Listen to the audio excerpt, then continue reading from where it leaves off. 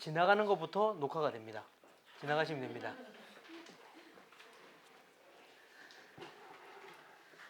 강의실이 좁아가지고 저도 서 있으면서 잠깐 기도하고 33분이 되어가지고 혹시 화장실 갔다 오실 분들이 있으시면 화장실 먼저 갔다 오시고 화장실 안 가고 그냥 다이렉트로 그냥 그렇게 했다가 시험 들겠죠? 네. 기도하고 시작하도록 하겠습니다. 하나님 감사합니다. 신약 통독 세 번째 시간을 맞이합니다. 저희들이 하나님의 말씀을 읽고 배울 때마다 하나님 지혜 주시고 하나님이 어떤 분이신지 더욱더 알아가는 귀한 시간 될 수 있도록 인도하여 주시옵소서. 저희들이 배우는 것들이 참 낯설고 어려운 부분들이 많지만 하나님 지혜 주시고 능력 주셔서 잘 기억할 수 있도록 하나님 함께하여 주시옵소서. 시작하는 시간입니다. 마치는 시간까지 저희와 함께하여 주시옵소서. 예수님의 이름으로 기도드렸습니다. 아멘.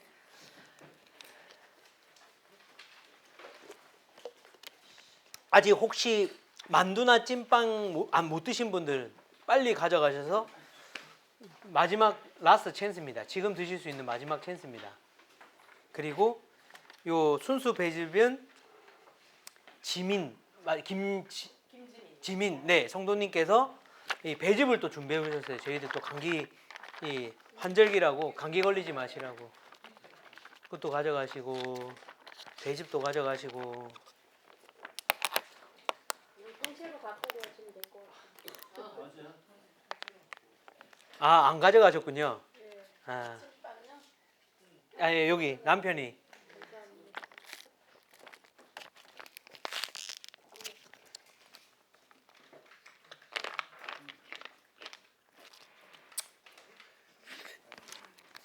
자, 목도 축였으니 자, 마가복음 한 번만 더 복습해 볼게요. 자, 마가복음 1장 열면 두 제자, 2장 열면 중풍병자, 3장 열면 열한 바다, 4장 열면 시등 바다, 5장 열면 6장 열면 7장 열면 자, 8장 열면 9장 열면 10장 열면 결혼한 부자 청년 아이. 자, 그 다음에 11장 열면 무화과 입성, 12장 열면 실형제 농부 헌금, 2장 했죠. 13장 열면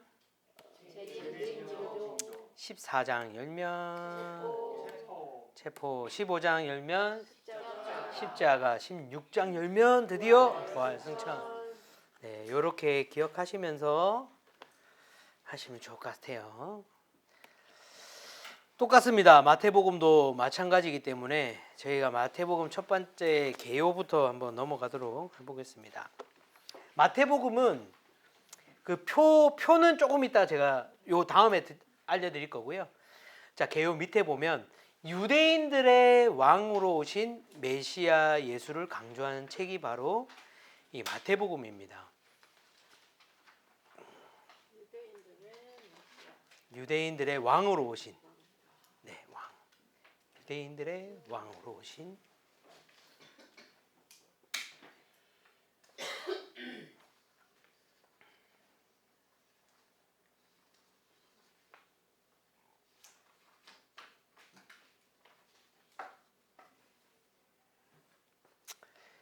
마태복음 16장 16절이 가장 우리가 기억해야 될 베드로의 고백이죠. 주는 그리스도시며 살아계신 하나님의 아들이십니다. 자, 마태복음의 대상은 누구일까요? 자, 유대인들의 왕이라고 하면 이제 유대인들을 위한 대상이 되는데 다시 율법으로 돌아가려고 하는 이 팔레스타인 그리스도인을 위해 이 마태복음이 쓰여졌습니다. 그래서 그 유대인의 혈통적인 것으로 왼손잡이셔서 부딪히시는구나. 네.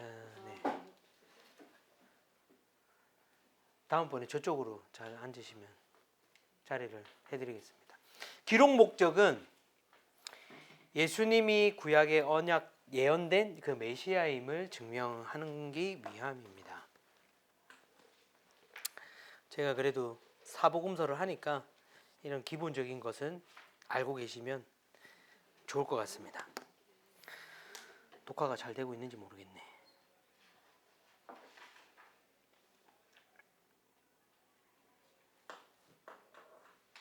네, 녹화가 잘 되고 있습니다. 자, 이제 표로 가서 제가 다음 주에는 마태복음, 마가복음 넣어서 누가복음만 비워 놓겠습니다. 자, 마태복음은 메시아 왕으로 오신 예수님, 마가복음에서는 종으로 오신 예수님이었죠. 그리고 이 책을 받는 사람은 마태복음은 유대인입니다. 제가 드릴 거라고 해서 안 쓰지 마시고 다 써주시면 감사하겠습니다. 특징은 이제 구약의 예언이 성취가 된다는 거. 그 구약의 인용들이 많아요. 그렇게 설명이 되고 있고요.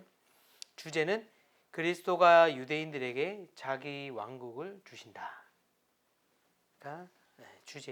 전체적인 주제입니다. 네, 다음 주에 마태복음, 마가복음 다 써드릴게요. 프린트아웃해서. 혹시 간단하니까 뭐 또 쓰신다고 하시면 기억하기 좋으니까 또 쓰셔도 됩니다. 제일 중요한 게 마태복음은 왕으로 오신, 마가복음은 종으로 오신, 누가복음은 인자, 사람으로 오신, 요한복음은 하나님의 아들로 오신. 요 네 가지의 관점이 다 다릅니다. 그래서 수신자도 그거에 맞게끔 이제 예수님의 사건들을 이제 설명하고 있는, 뒤에 거 안 쓰셔도 돼요. 너무 미리. 네. 계속 제가 누가복음도 똑같이 이 화면 요 오렌지 색깔만 옮겨가지고 계속 보여드릴 거니까. 네. 마가복음까지만 쓰십시오. 네. 나머지는 누가복음은 누가복음 때 하겠습니다. 네. 미리 벌써 빨리빨리 쓰신 분들은 뭐 지금 요한복음까지 쓰고 계시는데 시간이 없으므로 다 되치셨죠? 네.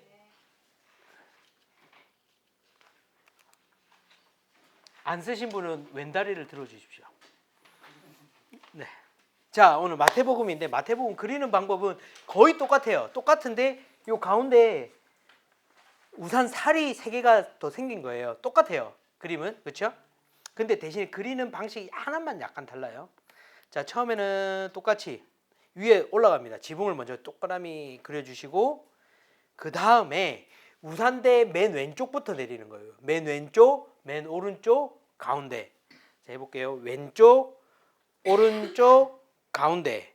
그리고 저번에는 12시부터 시작해서 11시에서 2시로 빠졌는데 뭐 돼지꼬리 같은 게 없죠. 이번에는 6시부터 갑니다. 6시부터 올라가서 6시로 다시 와서 4회까지 딱 그리는 거. 네, 그렇게 그리시면 되고 그 옆에 기드론 골짜기 그려주시고 똑같이 그 4회 맨 위에 부분이랑 예루살렘은 그 박스가 꼭지점이 내려와야 되네. 꼭지점이 여기 중앙에 가도록 이렇게 잘 보이세요? 그쪽도? 네. 저희가 이게 베이스더라고요. 어떻게 해도 자리를 만들 수가 없어요. 자, 그 다음에 예루살렘 똑같이 밑에서 내려서 한 번에 사각형을 그려주시고 십자가 마무리. 그 다음 마지막 뭐죠? 지중해 그려주면 이 마태복음 틀 그리기가 끝이 납니다. 자, 저희가 또 집에서 연습해오랬더니 다 깨끗하게 오셨더라고요. 집에서 뭐 하실 수 있으시면 좀 카피 하셔가지고 좀 그렇게 그리는 연습들을 좀 하시면 더 기억이 잘 나실 거예요. 한번 저희 앞에 보시면서 저랑 같이 한번 그려보겠습니다.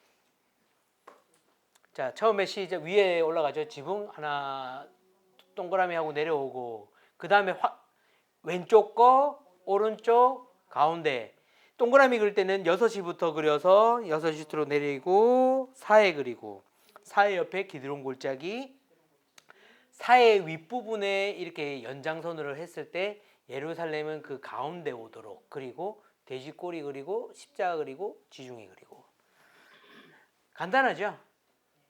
네, 마가복음하고 거의 그림이 똑같아서 순서만 그 가운데 그리는 그 갈릴리 호수 그리는 부분만 좀 바뀌고 나머지는 거의 똑같습니다.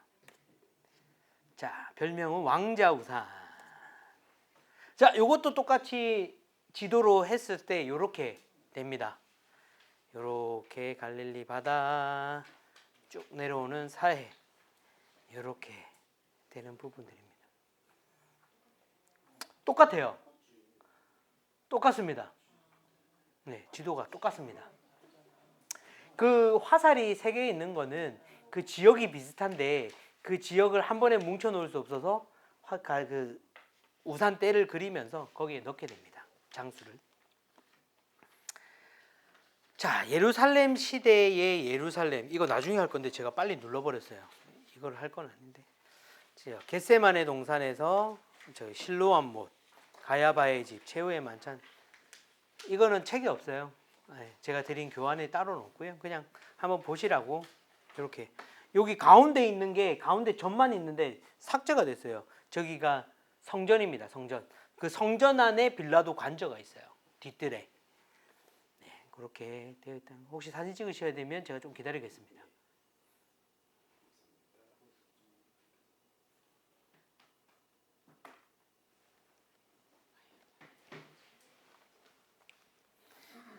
혹시 이게 꼭 진짜 필요하시다 하면 구글에 가면 다 있고요. 아니면 제가 요거 캡처해가지고라도 전달 드리도록 하겠습니다. 저한테 알려주세요. 방에다가 요 사진들 필요하시면 깨끗한 걸로 제가 요거를 딱 캡처해서 드릴 테니까 알려주십시오. 아, 이렇게 나오는구나. 자, 이제 그 저희 넘기시면 지명 쓰는 칸이 있는 거가 있죠. 지명 쓰는 칸. 지명 쓰는 칸 뒤쪽에. 네, 그래픽으로 아주 이쁘게 해놓은 지역들.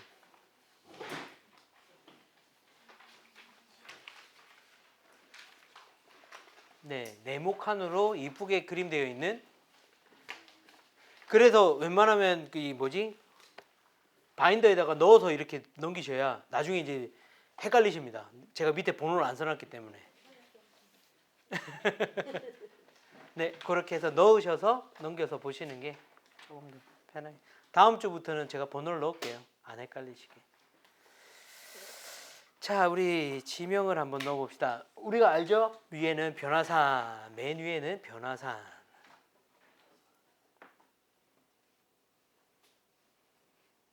맨 위에는 변화산.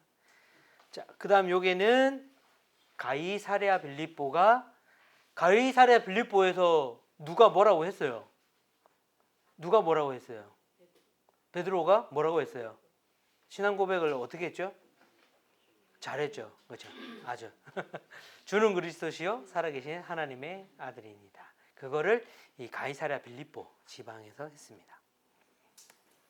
자, 가버나움. 여기도 많이 예수님이 활동하셨던 지역이죠. 가버나움.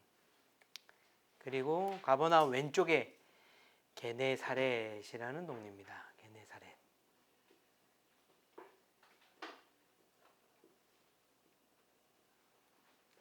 자, 그럼 그 다음 옆에 가면 벳세다. 벳세다에서 있었던 기적이 오병이어의 기적이 이 벳세다 지역 근처에 있었죠. 자, 그 밑에 가다랴라고 하기도 하고 거라사라고 하기도 합니다. 거기가 바로 이 군대 귀신이 예수님께서 쫓아내셨던 지역이 이 가다라 대가볼리 지역이죠. 거기 가다라와 거라사는 같은 곳이에요. 표시를 이렇게 된 것 같아요. 그 다음 여기 가운데는 저번에 설명했듯이 요단강. 대가볼레는 또 뭐예요? 그 큰 지역에, 네, 뉴저지에 이제 가나다라는 이제 포트리라 생각하시면 됩니다. 네. 요단강. 베다니 하면은 기억나는 거 혹시? 교회. 베다니 교회. 예, 베다니 교회인데 여기가 지역이 어디냐면 지금으로 따지면 요르단 국경 지역이에요. 그래서 예수님이 이 세례 요한에게 세례 받으신 지역이 바로 베다니 여기입니다. 그 사해 거의 끝에 딱 붙어 있어요. 위에 바로 위에 있습니다. 그리고 여기는 겟세마네 동산에서 예수님께서 기도하셨죠. 무엇을 물 흐르듯이 나오셨죠? 무엇이? 기도 중에 땀이 물처럼 뚝뚝뚝뚝 흐르셨죠. 네. 자, 그리고 그 옆에는 기드론 골짜기.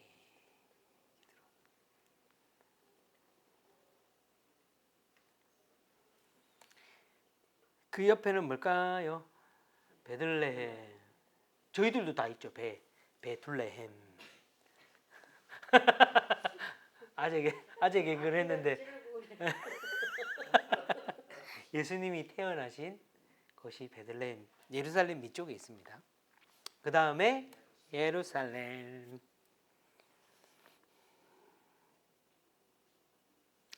그리고 저희가 이번에 그 마태복음에만 나오는 지역인데 애굽, 이집트라고 하죠. 이집트, 애굽, 이집트 지역이 나오게 됩니다. 그리고 두로와 시돈이라고 하는 항구 도시예요. 그쪽이 항구로 굉장히 발달된 두로와 시돈. 두로와 시돈 여기서도 많이 예수님께서 활동을 하셨습니다.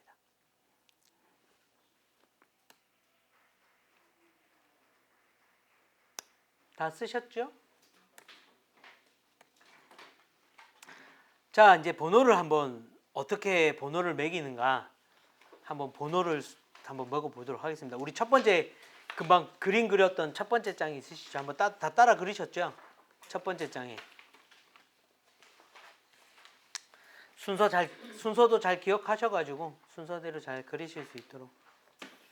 별거 아닌 것 같지만 출제자의 의도가 있기 때문에 그 의도대로 그려주시면 감사하겠습니다. 자, 1장이 어디일까요? 아까 우리가 지난주 안 그렸던 예수님이 태어난 곳이 또 있죠. 베들레헴이 되겠죠. 베들레헴이 1번이 됩니다. 지명에다가 하지 마시고 지도에다가 하셔야 됩니다. 지명에다가 하시면 헷갈려요. 나중에. 제가 안 보고 있는 것 같은데 다 보고 있죠.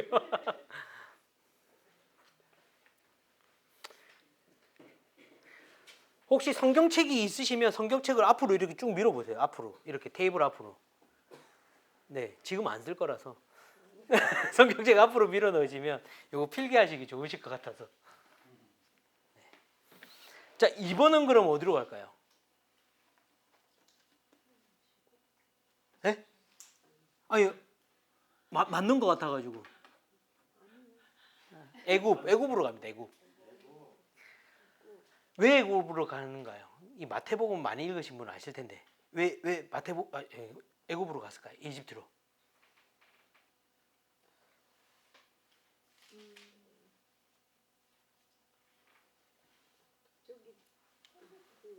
네, 그것이 뭐죠? 거시기 해가지고 거시기 간 거죠. 다 죽여서 이제 미리 떠나게 하셨죠. 네, 그래서 애굽으로 갔다가 다시 돌아오시게 됩니다. 자, 3장의 내용이 이제 저기 위치가 아까 어디였죠? 마가복음에서 예수님이 제가 그림 그리면서 잠깐 설명드렸는데 마가복음이 아니라 그림 그리면서 살짝 저기에서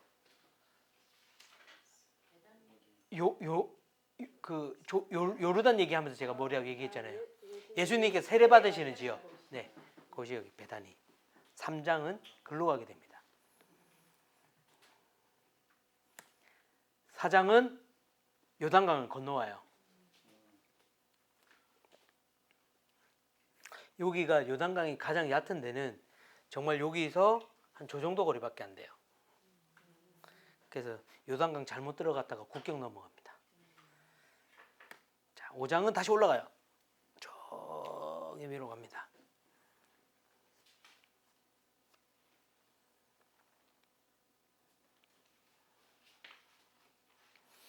게네사렛이라고 했죠. 아까 저 지역이 게네사렛.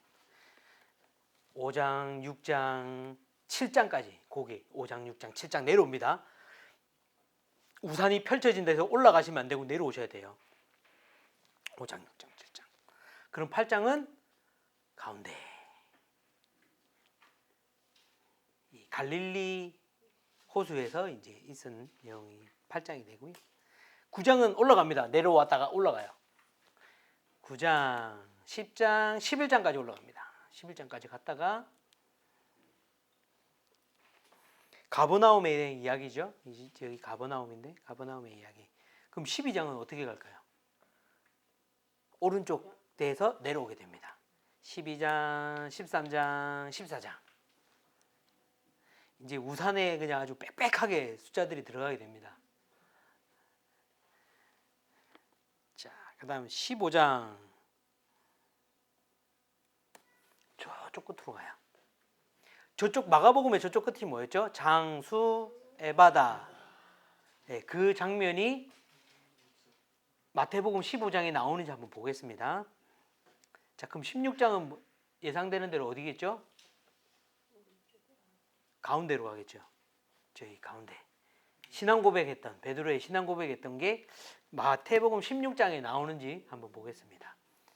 그 다음에 마가복음의 그 위에가 뭐였죠? 그 다음이 변화산이었죠. 변화산으로 갑니다. 17장 변화산. 자, 18장은 우산 끝머리로 갑니다. 우산 18장 끝머리로 갔다가 화살표가 먼저 나왔죠. 쭉 내려오게 됩니다. 예루살렘으로 내려오는데 내려오는 길에 한번 들러요. 휴게소를 데가볼리라는 휴게소 한번 들렀다가 20장의 요단강에서 한번 목도 좀 축이고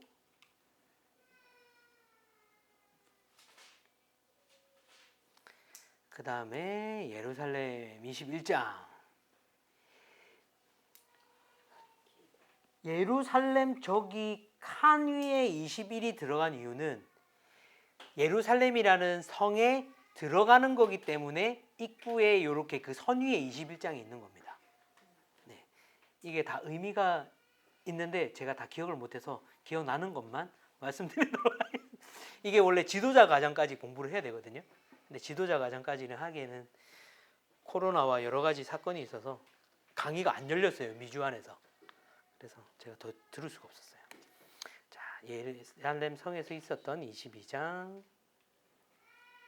한 번 더 있습니다. 23장. 24장은 여기가 기드론 골짜기. 기드론 골짜기에 저기가 겟세마네였죠. 겟세마네로 가게 됩니다. 24장. 그 다음에 25장. 26장까지.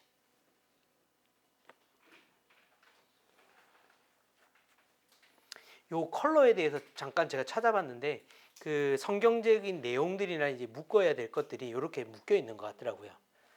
그분 아직 그 원작자 원장님하고 연락이 안 되셔서 한국에 계신데 제가 자꾸 까먹어가지고 연락 못 해가지고. 자, 그 다음에 27장. 27장에 마가복음 27장의 저 자리가 뭐였죠? 십자가였죠, 그죠? 그 다음에 28장 똑같이 가게 됩니다. 그렇게 해서 마태복음 1장부터 28장의 위치가 이렇게 됩니다. 그래서 이거를 그분이 체조로 만드셨어요. 이거 외우는.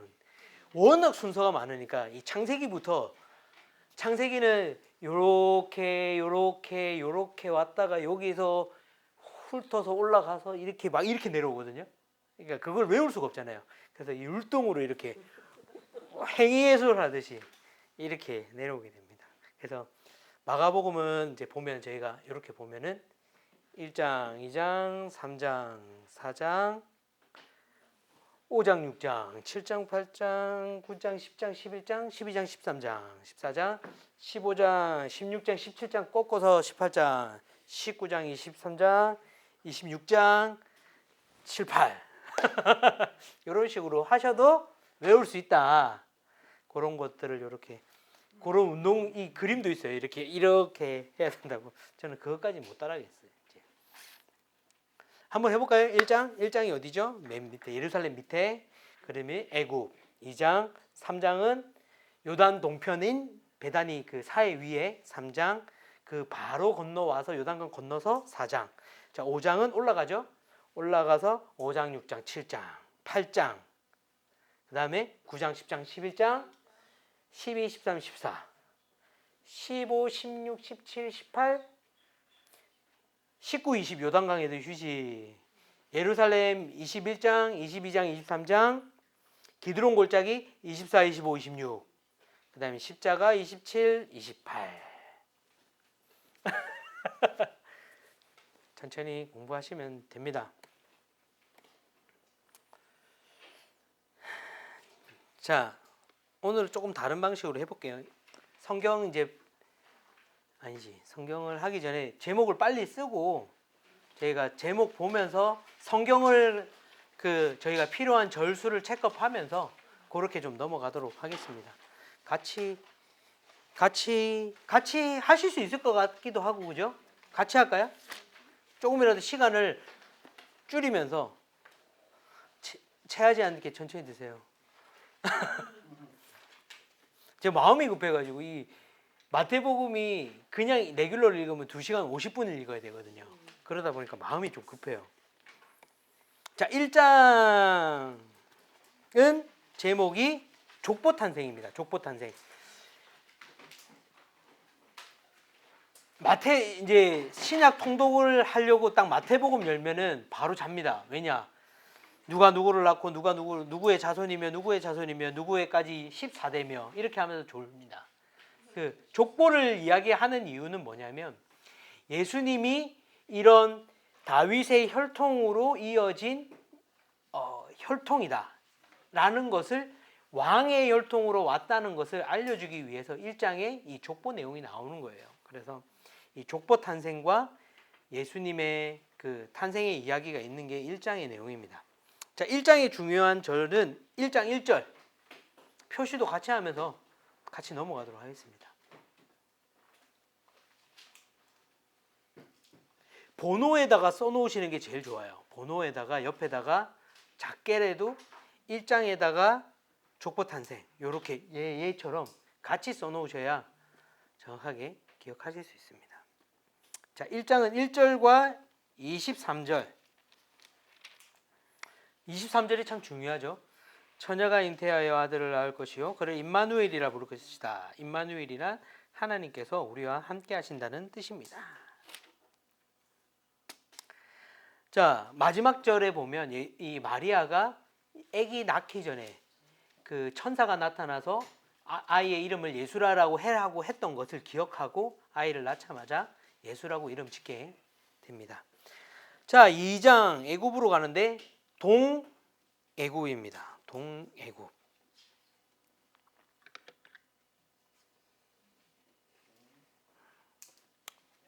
동은 뭘까요? 전 동쪽 아닌데요. 서쪽인데요. 동방박사 맞아요. 동방박사와 이제 애굽, 이집트로 가게 되는 장면이 2장의 내용입니다. 동방박사, 동애굽. 만약에 요리 약자로 되어 있는 게 있다면 2장에다가 동애굽 쓰고 밑으로 동방박사 이렇게 써놓으시면 동이 도대체 뭔가 동쪽인가 이렇게 안 헷갈리실 수 있으시니까. 자, 2장은 1절과 14절입니다. 1절에 보면 동방박사들이 예루살렘을 찾아오는 그 별을 쫓아서 찾아오는 장면이 1장에 바로 나오고요. 그리고 14절에 보면 이제 다 죽이라라는 그 말에 떠나는 장면이 나오게 됩니다. 다 드신 거예요?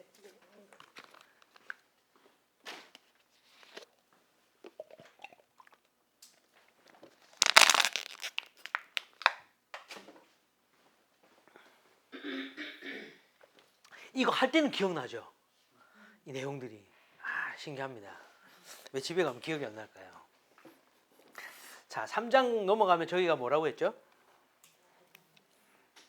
네, 배단인데 두 사람 원입니다. 투도 나옵니다. 두 사람 원입니다. 여기요. 우리 마가복음에도 비슷한 말이 있었죠. 두 제자. 그러면 두 사람이라고 하면 누구 나오겠죠? 요한하고 예수님이 나오는 장면.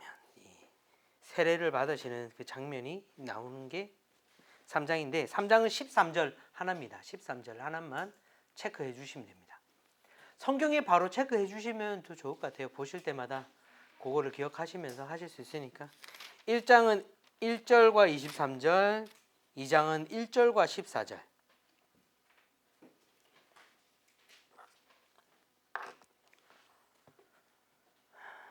오, 벌써 8시네. 3장은 13절. 성경하고 같이 보시면서 가시면 수월하게 가십니다. 자, 4장은 어디였죠? 요단 강을 건넌 반대편 그대로 와서 시험, 예수님께서 시험 당하시는 이 공생이 시작하기 전에 이 사단에게 시험 받으시는 장면이 바로 4장의 내용입니다. 주요 구절은 1절입니다. 여기 보면 그 후 예수께서 성령에 이끌려 광야로 가셔서 마귀에게 시험을 받으셨습니다. 몇 가지 시험을 받으셨죠? 3가지 시험 받으셨죠? 첫 번째는 돌을 빵으로 만들어라. 두 번째는 높은 곳에서 뛰어내려라. 꼭대기에서 뛰어내려라 했고, 마지막은 온 우주의 모든 것들을 천하를 보여주면서 나에게 절을 하면 모든 권세를 주겠다라는 거였죠. 자, 5장으로 가보겠습니다. 5장은 어디로 가죠? 우산 저 위로 올라가죠. 왼쪽에 5장. 마태복음 5장은 저희 너무 잘 기억하죠. 뭐가 있죠? 산상수훈. 네, 산상수훈. 팔복. 산상수훈과 팔복에 대해서 5장의 시작이 팔복에 대해서 얘기하고 있죠. 네, 팔복. 이거 뭐 다 중요해서 요거는 그냥 기억나게끔 포인트만 3절만 체크해 놓도록 하겠습니다. 복되도다 마음이 가난한 사람들은 하늘나라가 그들의 것이다. 팔복의 시작이죠. 3절이. 5장. 사실은 더 많은 내용들이 있는데 우리가 조금이라도 그 장을 하나 기억하려면 디테일하게 다 기억하는 것보다는 특징적인 거 하나만 기억하더라도 네, 저희에게는 남는 것이다. 자, 6장. 6장은 어디로 가죠? 그 밑으로 가죠. 6장. 6장의 구제기금. 구제기금이면 IMF인가요? IMF. 구제기금. 구제기금이 다 나옵니다. 자, 6장 2절에 보면 그러므로 가난한 사람들을 구제할 때는 위선자들처럼 사람의 칭찬을 받으려고 회당과 거리에서 나팔 불며 떠들지 말라. 내가 진실로 너에게 말한다. 그런 사람들은 자기 상을 이미 받았느니라. 구제에 대해서 얘기하는 겁니다. 제면 제가 또 뭐 있겠죠. 자, 그 다음 5절. 너희는 기도할 때 위선자들처럼 하지 말라. 그들은 사람에게 보이려고 회당이나 길 모퉁이에 서서 기도하길 좋아한다. 내가 진실로 너희에게 말한다. 그들은 이미 자기 상을 받았느니라. 제가 뭘까요? 원래 이제 뒤쪽에 나오는 거예요. 이거는. 여기는 기도죠, 기도. 그렇죠? 세 번째는 구기금제로 갈 거예요. 내용은. 하지만 읽기 위해서 구제기금으로 이렇게 만드신 거예요. 자, 그 다음 16절. 16절의 내용이 금이겠죠. 너희는 금식할 때 위선자들처럼 침울한 표정을 짓지 말라. 그들은 자신이 금식하는 것을 사람에게 보이려고 침울한 표정을 짓는다. 내가 진실로 너희에게 말한다. 그런 사람들은 이미 자기 상을 다 받았다. 자, 구제였고 기는 기도였고 금은 금식. 제는 뭘까요? 19절에 너희는 자기를 위해 이 땅에 보물을 쌓아두지 말라. 땅에는 좀 먹고 녹슬어 못 쓰게 되고 도둑이 들어와 훔쳐가기도 한다. 재물에 대한 내용을 하고 있습니다. 구제, 재물, 기도, 금식. 요 4가지 내용이 나오는 게 6장. 외우고 싶죠? 구제, 기금. 6장 열면 구제, 기금. 자, 그 다음 7장으로 가겠습니다. 7장 밑으로 가죠. 자, 7장의 내용은 구차뚜.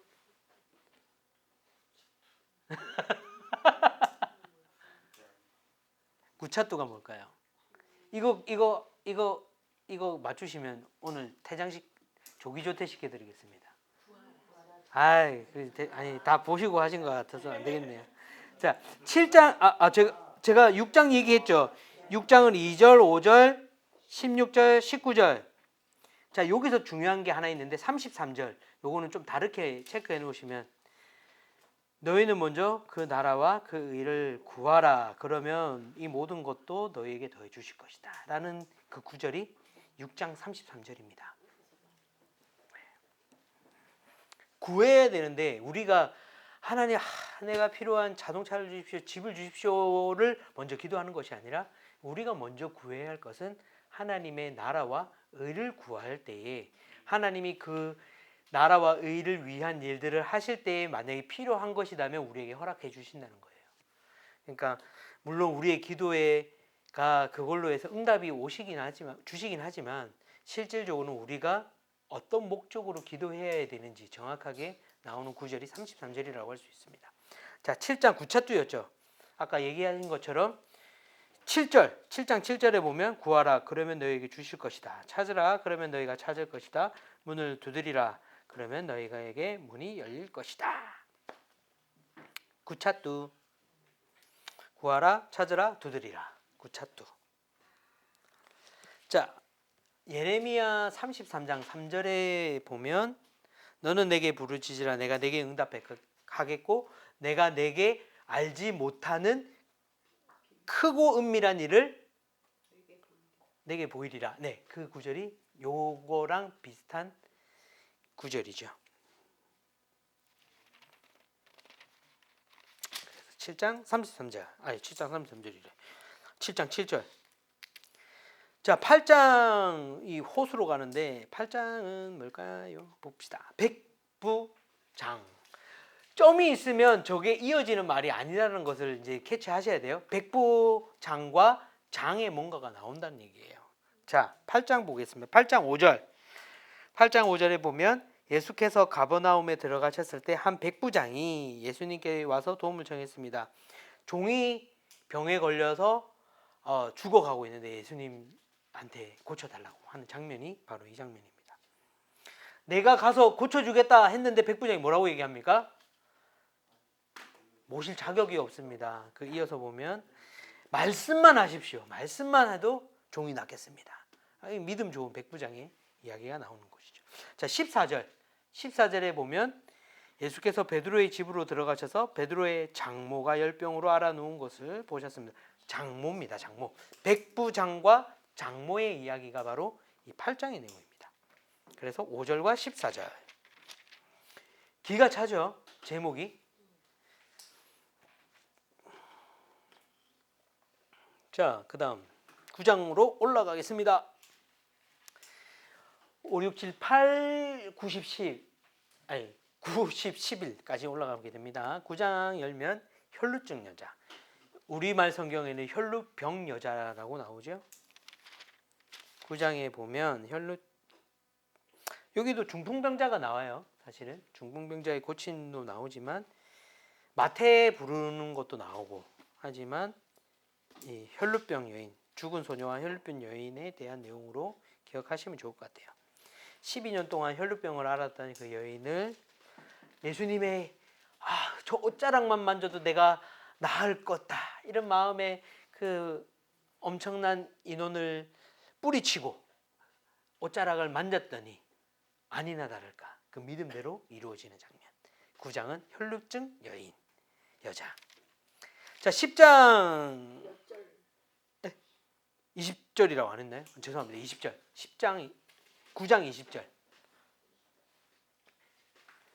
9장 20절입니다. 그 다음에 10장 12제자 파송. 이제 10장은 5절 체크해 놓으시면 돼요. 5절. 2절부터 4절까지 이제 실제적인 12제자의 명단이 나옵니다. 그리고 5절에 보면 그 12제자를 파송하는 장면이 나옵니다.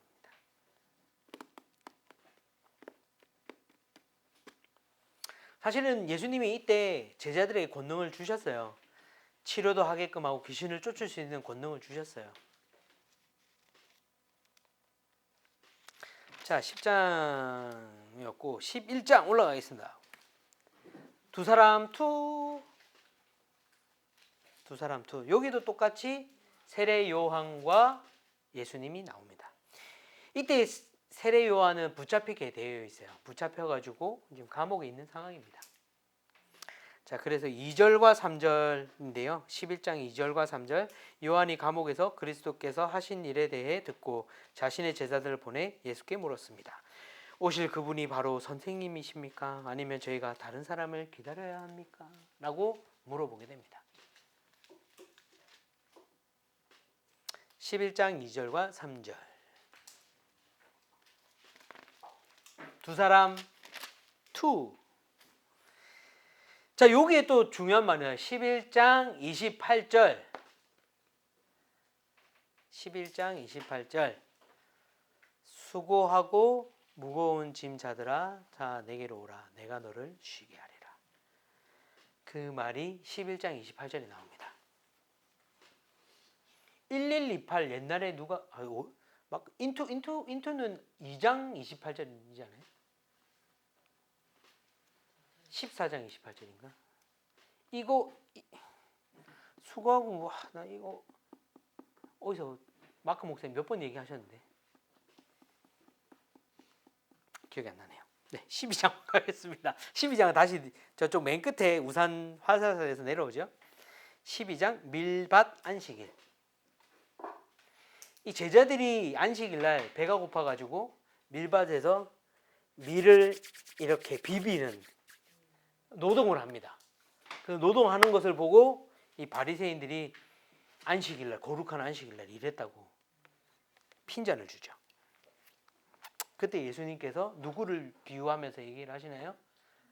다윗을 얘기하면서 다윗도 배고플 때에 제사장들만 먹어야 되는 진설병을 먹었다라고 이야기를 하게 되죠.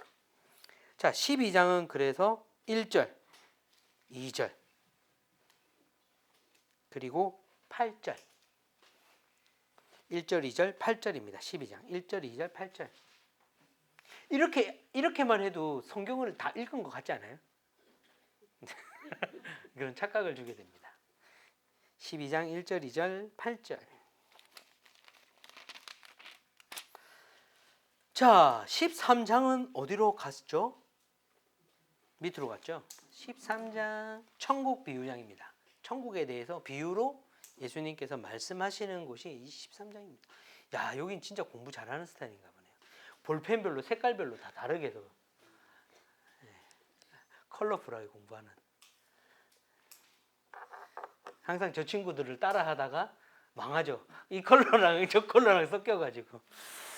네, 천국 비유장. 자, 3절과 11절입니다. 13장은 3절과 11절. 3절에 보면 그러자 예수께서 많은 것을 비유로 말씀하셨습니다. 한 농부가 씨를 심으러 나갔다. 그리고 11절에 보면 예수께서 대답하셨습니다. 너희에게는 하늘나라의 비밀을 아는 것이 허락됐으나 다른 사람들에게는 그렇지 않다. 이 천국의 비유를 얘기하시는데 들을 수 있는 사람들에게만 들을 수 있도록 비유로 말씀하고 계시는 것이죠. 자, 13장 57절에 보면 이 인자가 고향에서 배척받는 장면이 나오게 됩니다. 예언자는 자기 고향과 자기 집에서는 배척을 당한다라는 그 말이 13장에 나옵니다. 그리고 14장은 또 어디로 가죠? 13장 이어서 밑으로 내려갑니다. 14장은 오 바다의 친구, 오 요한의 바다. 오 요한의 바다.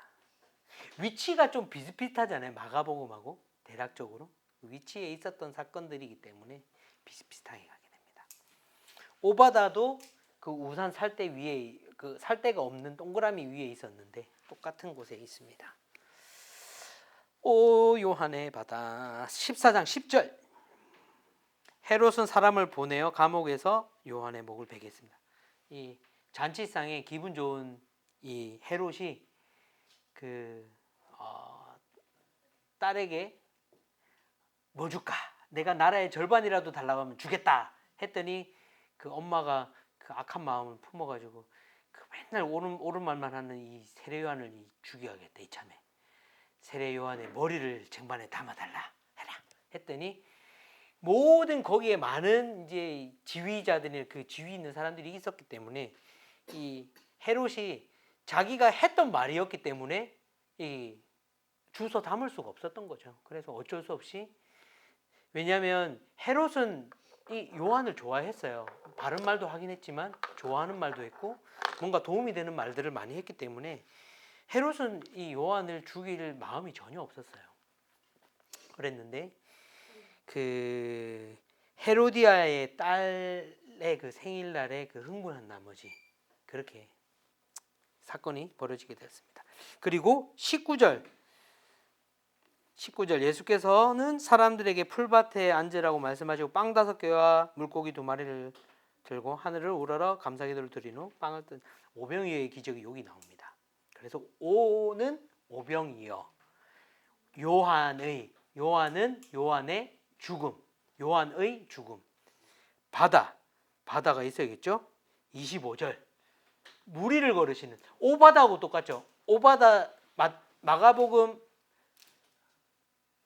7장 아니 6장의 오바다도 오병이어와 바다 위를 걸으시는 장면이 나오는데 똑같습니다. 여기도 그 마가복음의 6장 아닌가요? 6장이죠. 6장의 내용이 요 마태복음 14장에 나오게 되는 것이죠. 신기하죠? 저만 신기하군요. 네, 그럼 빨리 15장으로 가겠습니다. 네, 왜냐하면 더 이상 넣을 데가 없어가지고 새로 그립니다. 네, 14장 10절, 19절, 25절. 네, 오 요한의 바다. 마가복음 6장 오 바다. 저만 재밌는 것 같아요. 자, 15장 가겠습니다. 자, 15장 가나안 여자. 마가복음엔 저게 뭐였죠? 장수의 바다였죠. 그렇죠? 마가복음 7장의 내용과 같은 내용이 나옵니다. 장이 뭐였죠? 장로의 그 전통을 얘기하면서 밥 먹기 전에 더러운 손으로 먹는 것 같고 시비 걸잖아요. 여기도 똑같이 나옵니다. 15장 1절에 보면은 2절에 보면 왜 선생님의 제자들은 우리 장로들의 전통을 지키지 않습니까? 그 이야기가 나오게 되죠. 자, 그리고 22절에 보면 그 지방에 사는 한 가나안 여자가 예수께 와서 울부짖었습니다. 자비를 베풀어 주십시오. 주 다윗의 자손이여 제 딸이 귀신 들려 몹시 괴로워하고 있습니다. 네, 15장에 한 가지 더 사건이 나오는데 4,000명 이상을 먹이시는 이걸 뭐라고 하나? 7병 여기도 빵 7개하고 물고기가 나오거든요. 7병 1원지 7병 2어라고 하기에는 2마리가 안 나와가지고 7병 기적이 7병 기적이 나오게 되는 7병 기적이.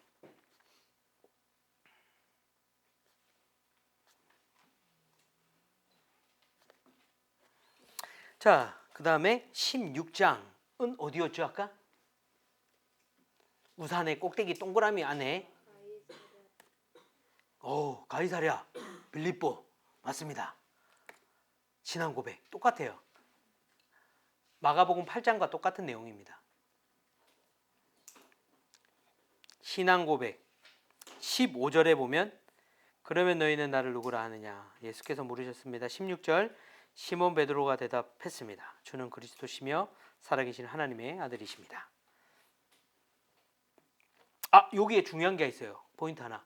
예수님의 마태복음의 예수님의 순환 예고에 대한 3번의 예고가 나오거든요. 그 첫 번째 예고가 16장에 나오는데 21절 한번 보겠습니다. 거기다가 예수님의 순환 예고 1이라고 써놓으시면 좋을 것 같아요. 베드로의 신앙 고백이 있은 후에 예수님께서 순환을 예고하시는 장면이 나옵니다. 그때부터 예수께서는 자신이 마땅히 예루살렘에 올라가서 장로들과 대제사장들과 율법 학자들의 손에 많은 고난을 당할 것과 죽임을 당했다가 3일 만에 다시 살아나야 할 것을 제자들에게 드러내기 시작하셨습니다. 예수님의 순환 예고. 첫 번째 순환 예고입니다. 자, 17장은 어디로 갔죠? 변화산으로 가게 됩니다. 똑같이 변화산. 한 3주 동안 한 3주는 안 되겠구나. 한 6주 동안 매일 저녁마다 이거 공부하면 재밌겠죠. 창세기부터 요한계시록까지. 아마 저도 죽어날 것 같아요. 그러면. 자, 17장 변화산 1절에 보면 그리고 6일 후에 예수께서 베드로와 야고보와 야고보의 동생 요한을 데리고 높은 산으로 올라갔습니다. 변화산으로 올라가신 장면입니다. 자, 여기서 두 번째 순환 예고가 나옵니다. 23절. 23절에 보면 순환 예고 2. 그리고 그들이 인자를 죽일 것이다. 그러나 인자는 3일 만에 살아날 것이다. 그러자 제자들은 큰 슬픔에 잠겼습니다. 자, 18장은 어디로 가죠? 우산의 오른쪽 끄트머리. 주요 그러니까 9절이 1하고 23이에요? 네. 1이 주요 구절인 거고요. 23절은 예수님의 순환 예고 2가 나오는 구절이라고 말씀드리는 겁니다. 다들 너무 열심히 공부하셔가지고 제가 부담스럽네요. 아, 진짜 깨끗하게 그림이랑 쓰셨다. 자, 18장 18장 가겠습니다. 18장. 어린이 징용. 어린이를 징용하는 무서운 사람들이에요. 어린이 징용.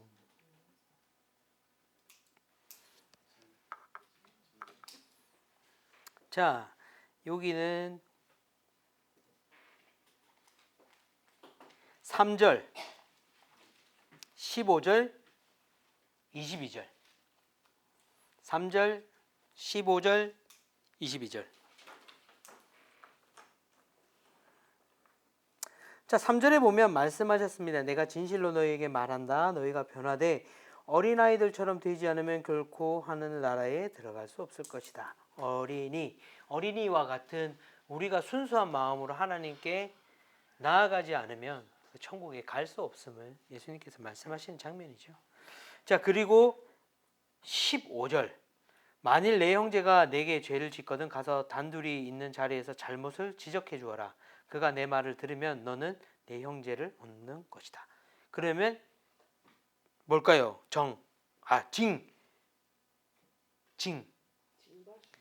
징계. 잘못을 저질렀으면 그것에 대해서 지적해주고, 그 내용들을 보면 만약에 그가 내 조언을 듣지 않으면 이방 사람처럼 생각하라고 그랬어요. 아예 멀리하라고, 가까이 하지 말라고 얘기하셨습니다.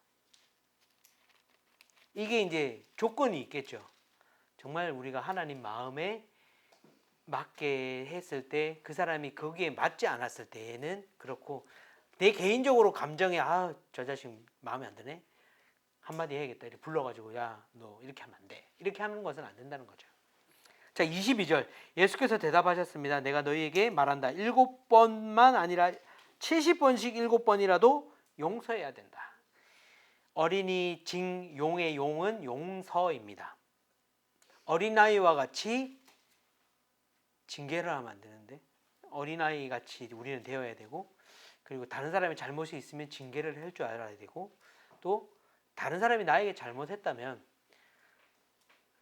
왜 7번이라는 숫자를 썼을까요?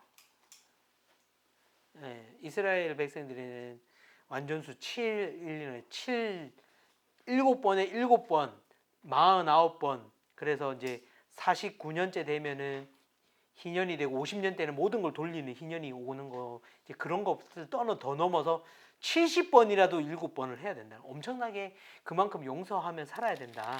그 얘기를 예수님께서 하시는 겁니다. 자, 19장 가다가 어디에 잠깐 섰다 가죠? 대가볼리에서 잠깐 마트 휴게소 들렀다 갑니다. 19장의 내용은 부자 청년. 마가복음 10장에도 있었죠. 네. 거기에도 부자 청년 아이, 결혼한 부자 청년 아이. 그 내용이 똑같이 19장에 나오게 됩니다. 22절. 그러나 그 청년이 이 말을 듣고 슬픔에 잠겨 들어갔습니다. 그는 굉장한 부자였기 때문입니다. 얼마나 부자였길래 이런 마음이 들었을까? 자, 20장도 잠깐 어디 들르죠. 예루살렘 가기 전에 목욕을 깨끗하게 재개해야 되니까 요단강에 잠깐 들리게 됩니다. 20장. 포도원 품꾼 비유. 우리 성경에는 일꾼이라고 나오죠. 우리말에는 일꾼 비유인데 포도원 품꾼 비유. 일꾼. 포도원에서 일하는 일꾼에 대한 이야기입니다. 자, 20장 1절에 보면 하늘나라는 자기 포도원에서 일할 일꾼을 고용하려고 이른 아침에 집을 나선 어떤 포도원 주인과 같다. 자, 그 주인이 이 일꾼에게 똑같은 이제 오늘 일하면 1데나리온을 주기로 이제 약속하고 나가죠. 그래서 아침 일찍 데려간 일꾼, 그리고 또 몇 시간 있다가 또 나가서 또 데리고 오고, 점심이 지나서 데리고 오고, 또 오후가 돼서 데리고 오고, 마지막 거의 끝날 때 아무도 이제 일꾼으로서는 포기한 상황, 오늘은 공쳤구나 라고 하고 있는 상황에 마지막으로 그 주인이 나가서 그 일꾼을 고용하게 되는 장면이 이 20장의 내용입니다. 자, 근데 이 주인이 참 이 희한하게 먼저 온 사람부터 품삯을 주면 되는데 맨 마지막에 온 사람부터 줘요. 그러면 인간적인 생각이 어때요?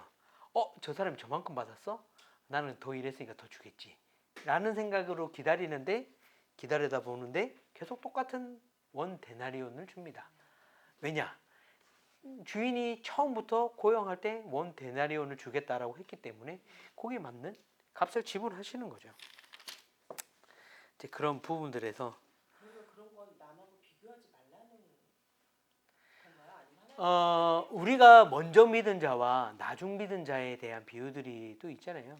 먼저 믿었지만 내가 어떻게 보면 열심히 하지 않고 먼저 아침부터 왔기 때문에 힘이 지쳐서 못할 수도 있잖아요. 그리고 구원도 먼저 믿은 사람들이 있지만 마지막에라도 그 구원이라는 원 데나리온이라는 그 가치는 똑같이 주어진다는, 여러 가지 해석으로 할 수 있지만 그렇게 생각할 수가 있는 거죠. 먼저 믿었든 나중 믿었든 우리는 다 구원받을 수 있다라는 것을 이야기해 주시는 거고, 그런 우리가 그런 얘기 하잖아요. 교회에서 이제 모태신앙으로 엄마 뱃속에서 태어난 사람들, 그 모태신앙을 또 다른 말로 한마디를 하죠. 못된 신앙이라고. 네, 그런 것처럼 오히려 나중에 믿은 사람은 내가 이제야 이런 하나님을 내가 이제야 깨달았더니 하면서 정말 열심히 하시는 분들도 있는 것처럼 이제 그런 그 믿음의 시기랑 상관없다라는 것도 또 비유로 생각할 수 있고, 여러 가지 것들로 좀 생각할 수 있는 예화입니다. 자, 여기에 하나 더 중요한 게 있어요. 마지막 순환 예고가 여기에 나옵니다. 19절. 그리고 그들이 인자를 이방 사람들에게 넘겨주면 그들은 인자를 조롱하고 채찍으로 때리고 십자가에 못 박을 것이다. 그러나 인자는 3일째 되는 날에 다시 살아날 것이다. 예루살렘으로 입성하기 이제 마지막 전에 예수님께서는 자신이 받을 순환에 대해서 3번이나 제자들에게 예고를 하시게 됩니다. 근데 이 제자들은 깨닫지를 못해요. 이게 현실적으로 일어날 것인가. 예수님을 따르는 자들이 몇 명인데 너네들이 해봐야 예수님은 사람도 고치고 병자도 고치고 물 위로 걸으시고 능력 있는 하나님이신데, 그런 마음을 품고 있습니다. 내가 뭔가를 썼는데 그게 어디 있지? 기억이 안 나네. 뒤쪽에 있나 보다. 자, 21절. 자, 어디로 갑니까? 이제 샤워했으니까 깨끗한 몸으로 예루살렘으로 들어가게 됩니다. 21장 목사님 20장의 주요 그건 1절하고 2절인 거예요? 1절. 1절만? 네. 뭐 주요 구절이라기보다는 제목의 그 이유 근거가 될 수 있는 딱 시작 구절을 얘기하는 겁니다. 그래서 그 구절만 읽어보면 21장이 포도원 품꾼 비유였지라고 유추할 수 있게끔. 네. 21장 예루살렘 입성인데 호산나 입성. 자, 예수님께서 예루살렘에 입성하실 때에 거기에 있던 많은 예수님을 따르던 사람들이 뭐라고 했습니까? 호산나 호산나 다윗의 자손이여 뭐라면서 예수님의 무화과 나뭇잎을 던지고 뭐 옷을 깔면서 이렇게 왕이 오셨다고 얘기를 하시게 되죠. 그 장면이 21장에 나옵니다. 마가복음에서는 네, 그게 몇 장이죠? 11장. 마가복음 11장이 이제 그 끝이 간다라는 게 또 느껴지죠. 21장. 자, 9절, 10절. 9절, 10절. 앞서가는 무리들과 뒤따라가는 무리들이 외쳤습니다. 다윗의 자손께 호산나, 주의 이름으로 오신 분께 복이 있도다. 지극히 높은 곳에서 호산나. 예수께서 예루살렘에 들어가시자 온 성이 떠들썩했었습니다. 사람들이 물었습니다. 이 사람이 누구요? 누구였습니까? 예수님이셨죠. 그리고 21장에 요거는 다른 이야기인데 성전을 정결하게 하는 오셔가지고 성전에 나의 기도하는 집에서 너네가 장사꾼을 소굴로 만들었구나 하면 이 뒤집어 엎는 그 한국 드라마에서만 나오는 상 뒤집는 장면이 이제 여기서 나오게 되는 거죠. 내 집은 기도하는 집이라 불릴 것이다. 여기도 이제 이런 부분들이 마태복음에 보면 구약에 인용되는 것들이 너무 많아요. 구약. 그래서 아까 그 예언의 성취라는 것과 이 자꾸 구약의 말씀을 인용해서 이 예수님의 사건들을 설명하고 있는 게 바로 마태복음입니다. 자, 무화과 나무 그 무성한 무화과 나무를 보시고 열매가 있나 예수님께서 보러 가셨다가 그 시기는 무화과가 열리는 시기가 아니었어요. 근데 정말 어이없이 예수님께서는 열매가 없어? 다시는 너는 열매를 맺지 못할 거야. 이렇게 저주하는 장면이 나오는데 이것은 무엇을 비유로 얘기하시냐면 믿음의 본질을 떠나서 위선적 형식과 특권 의식만 무성했던 그 당시의 유대인들을 비유해서 이 무화과 나무를 저주하시는 장면입니다. 이 유대인들에게 남아있던 건 형식과 전통만이 남아있었어요. 그 안에 들어있는 진짜 복음, 무엇이 필요한지. 우리가 지금 느헤미야, 호세아서를 큐티하면서 계속적으로 나오는 것은 우리의 몸과 마음을 다해서 뭐 성벽 뭐 이런 거가 아니라 우리가 예배를 드릴 때 우리의 몸과 마음이 정결하게 예배 드려야 될 것을 구약 시대부터 얘기했는데 이 시대가 흐르면서 이 유대인들에게 남았던 것은 겉으로 보이는 이 바리새인들의 그 행위적인 부분들 그런 것밖에 남지 않은 그 모습. 이 푸르르게 나뭇잎은 많았지만 그 열매가 없는 그 나무와 같은 이 유대인들을 예수님께서 꾸짖으시면서 이 무화과 나무를 저주하시는 것입니다. 그게 18절, 17절의 내용이 나오게 됩니다. 그거는 참고만 해주시면 될 것 같고요. 다시 한번 이거 불러드릴까요? 무화과 나무를 왜 마르게 했는지. 믿음의 본질을 떠나 위선적 형식과 특권 의식만 무성했던 당시 유대교의 허상을 비유하신 것입니다. 좀 더 쉽게 설명드리면 믿음의 본질을 떠나서 위선적인 형식과 특권 의식만 남아있는 이 유대인들을 꾸짖는 것이 바로 이 무화과 나무를 저주하는 장면인 것이죠.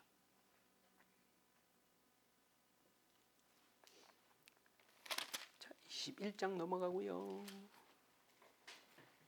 22장, 27일에 내가 22장 칠형제. 칠형제 농부 헌금이 이제 나오게 됩니다. 더 세분화 마태복음 더 넓게 나오게 되는 거라서 칠형제가 먼저 나오게 됩니다. 22장 칠형제 마가복음 12장에 나오죠. 여기에 보면 결혼 잔치에 대한 비유도 나옵니다. 사실은 길거리에 나가서 잔치를 벌였는데 초대한 사람들이 아무도 없어가지고 길거리에 나가가지고 사람들을 초대하는데 그 준비되어 있는 자들만 그 잔치에 참여할 수 있는, 예복을 입지 않고 오는 자들은 그 잔치 참여에 초대를 하더라도 올 수 없는 장면을 이야기하죠. 자, 25절입니다. 22장은 25절. 그런데 우리 가운데 7 형제가 있었습니다. 첫째가 결혼해 살다가 죽었는데 자식이 없었기 때문에 그 동생이 형수를 맞이하게 됐습니다. 둘째도 그러다 죽었습니다. 셋째도 죽었습니다. 넷째도 죽었습니다. 다섯째도 죽었습니다. 여섯째도 죽었습니다. 일곱째도 죽었습니다. 그럼 천국에 가서 우리의 남편은 무엇입니까? 그러자 예수님은 천국은 결혼이 없다. 시집도 가지 않고 장가도 가지 않는다. 그 얘기를 여기서 칠형제의 비유를 얘기하시면서 얘기하시죠. 자, 여기에 또 한 가지 중요한 구절이 나옵니다. 새 계명을 우리에게 주시는 장면이 여기에 나오게 되는데 37절과 40절. 저 혼자만 떠드니까 목이 아파요. 자, 37절과 40절 저희 같이 한번 읽어볼까요? 예수께서 대답하셨습니다. 내 마음을 다하고 내 생명을 다하고 내 뜻을 다해 첫째는 하나님을 사랑하라. 모든 율법과 예언자들의 말씀이 이 계명에서 나온 것이다. 예, 요거를 또 그렇게도 비유하죠. 십자가 비유하면서 하나님 사랑, 이웃 사랑. 하나님을 사랑하는 것이 가장 으뜸된 계명이고 그것을 바탕으로 위에서 아래 하늘과 땅을 잇는 십자가의 그리고 가로 이웃 사랑을 표현하는 것이 바로 예수님의 십자가 사건인 것입니다. 자, 23장으로 가보겠습니다. 그 옆에 있죠. 7화. 7화입니다. 7화. 뭐 에피소드 7일까요? 네.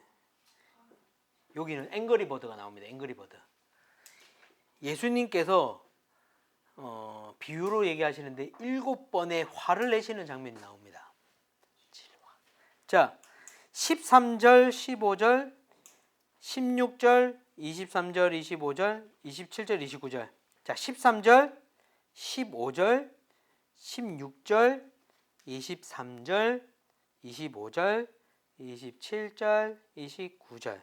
13절, 15절, 16절, 23절, 25절, 27절, 29절. 보면 다 시작이 그렇게 되어 있어요. 너희에게 화가 있을 것이다. 예수님 아주 화가 나셨습니다. 이 7가지 화에 대해서 이제 얘기하시는 거죠. 외식하는 이 율법학자, 바리새인들, 위선자들에 대해서.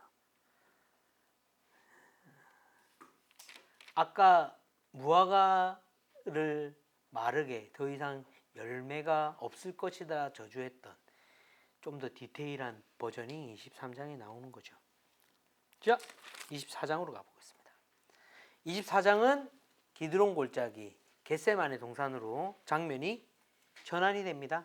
예루살렘에서 겟세마네 동산으로 가시는 거죠. 24장 재림 징조 똑같이 마가복음 13장 재림 징조 제목도 똑같습니다. 재림 징조 3절 예수께서 올리브 산에 앉아 계시는데 제자들이 조용히 다가와 말했습니다. 언제 그런 일이 일어나겠습니까? 선생님께서 다시 오시는 때와 세상 끝날에 어떤 징조가 있겠습니까? 우리에게 말씀해 주십시오. 자, 4가지 징조를 말씀하세요. 요거는 중심 구절은 3절이고요. 4개의 징조에 대해서 말씀드릴게요. 자, 5절. 종말에 대한 거. 많은 사람들이 내 이름으로 와서 내가 그리스도다 하고 주장하면서 많은 사람들이 현혹할 것이다. 요즘에 많죠. 이단이라고 하죠. 요즘 말로. 내가 그리스도다라고 하시는 분들. 자, 2번째 징조 14절. 그리고 이 하늘나라 복음이 온 세상에 전파돼 모든 민족에게 증언될 것이다. 그때서야 끝이 올 것이다. 우리가 성교학적으로 얘기할 때 모든 민족들이 다 구원을 받는다라는 것이 아니라 모든 민족에게 그 복음이 전해지는 그 순간이라고 얘기도 하거든요. 그래서 그 순간이 되었을 때에 이제 끝난다. 종말이 있을 것이다. 라고 이제 얘기들을 하게 됩니다. 자, 그 다음 세 번째 36절. 그 날짜와 그 시각은 아무도 모른다. 하늘의 천사들도 모르고 아들도 모른다. 오직 누구만 아신다고요? 아버지만. 이 종말에 오는 그 시기에 대해서는 하나님만 알고 계십니다. 그 누구도 몰라요. 그래서 이단들이 이것을 악용해서 옛날에 1993년이었나요? 그게? 2년이었나요? 그때 10월 며칠 날 종말 온다 해가지고 저도 이제 혹시나 어린 마음에 회개기도 하고 잤습니다. 혹시나 하고. 네. 아무도 몰라요, 이 날짜는. 그래서 누군가 날짜를 특정한다. 아, 그러면 쟤는 잘못된 이단이구나 라고 생각하시면 됩니다. 마지막 징조는 44절. 그러므로 너희도 준비하고 있어야 한다. 생각지도 않은 시간에 인자가 올 것이기 때문이다. 왜냐? 그날을 아무도 모르기 때문에 우리가 매일매일 준비해야 된다는 거죠. 그거에 대한 이 44절에 대한 설명이 25장의 비유로 나오게 됩니다. 달 처녀.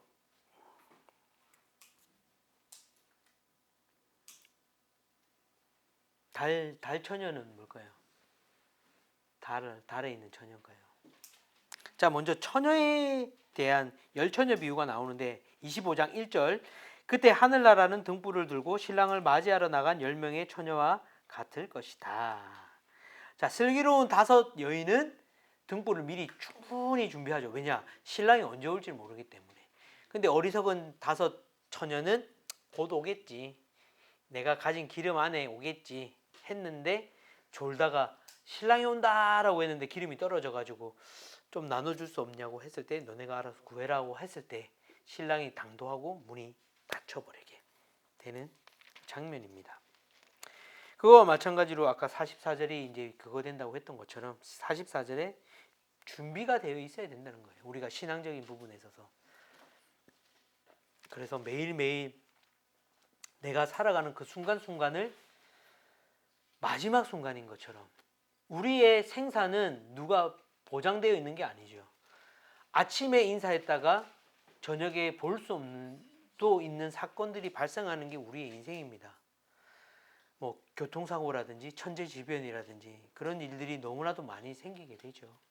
그래서 우리는 항상 내가 지금 이 순간이 영원할 것 같지만 영원할 것이 아니라 내가 지금 있는 순간에 최선을 다해서 살아야 되고 매 순간순간 하나님의 말씀에 빗대어서 살아야 되는 이유가 바로 이 이유인 것이죠. 자, 달을 찾아봅시다. 달이 뭔가. 15절. 그는 종들의 능력에 따라 각각 5달란트, 2달란트, 1달란트를 주고는 여행을 떠났습니다. 이 달란트 비유죠. 달란트 비유와 열처녀 비유가 바로 25장의 내용입니다. 그래서 달란트 처녀 위에다가 열처녀 이렇게 써놓으면 기억하시겠죠. 열처녀에 해당되는 게 1절. 네. 그리고 달란트는 15절. 자, 26장으로 가보겠습니다. 26장은 뭘까요? 이제 마지막까지 갔어요. 저 재림징조 하시고 마가복음을 했을 때 체포. 널 체포하겠다. 자, 26장 체포. 50절. 예수께서 대답하셨습니다. 친구여, 무엇을 하려고 여기 왔느냐? 그러자 사람들이 한 발자국 앞으로 나오더니 예수를 붙잡아 체포했습니다. 이 겟세마네 동산에서 예수님께서 기도하시고 이 베드로가 3번 부인할 것을 말씀도 하시고 여러 가지 많은 이제 마가복음에는 축약으로 되어 있었지만 이 마태복음에는 좀 더 디테일하게 나오는 장면이 있습니다. 26장. 자, 그러면 어디로 가죠? 이제 2장만 남았습니다. 27장 십자가로 갑니다. 십자가 27장은 십자가입니다. 자, 35절을 볼게요. 군인들은 예수를 십자가에 못 박고 나서 예수의 옷을 두고 제비를 뽑아 나눠 가졌습니다. 35절의 내용입니다. 자, 마지막 28장 6절. 아니죠. 제목을 봐야죠. 대점부활. 대점부활. 대는 뭘까요? 6절부터 볼게요. 예수께서는 여기 계시지 않고 말씀하신 대로 살아나셨다. 여기 와서 예수께서 누워 계셨던 자리를 보라. 이제 부활하신 것을 설명하는 장면이 이제 나오게 되고, 자, 우리가 가장 많이 외우고 뭐 여러 가지 1대1이라든지 뭐 다 나오는 우리의 지상 명령, 대지상 명령. 그래서 대부활이 됩니다. 자, 18절부터 20절 같이 한번 읽어보겠습니다. 시작.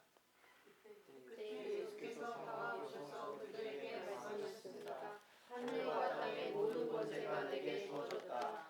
그러므로 너희는 가서 모든 민족을 제자로 삼아 아버지와 아들과 성령의 이름으로 세례를 주고 내가 너희에게 명령한 모든 것을 그들에게 가르쳐 지키게 하라. 보라, 내가 세상 끝날까지 너희와 항상 함께 있으리라.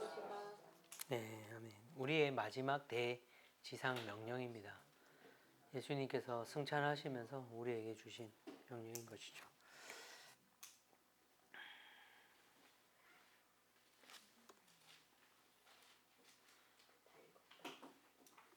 다 읽었나요? 잠깐 쉬었다가 요 뒤에 부분 하도록 하겠습니다. 시간이 얼마 남지 않았네요. 자, 혹시 다음 주에 조금 일찍 오실 수 있으세요? 7시 반, 한 10분, 15분 전 정도? 15분?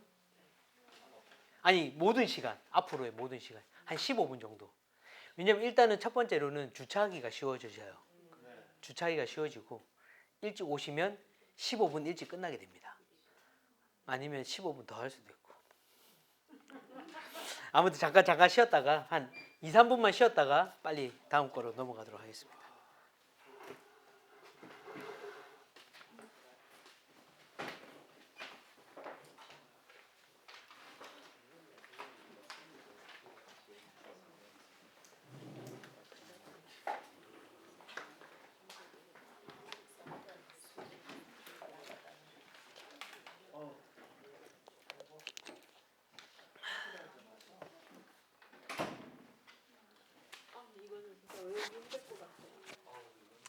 하실 수 있어요. 창세기는 50장까지 있습니다. 시편은 150편까지 있습니다. 그렇게 생각하면 이 정도야 껌입니다.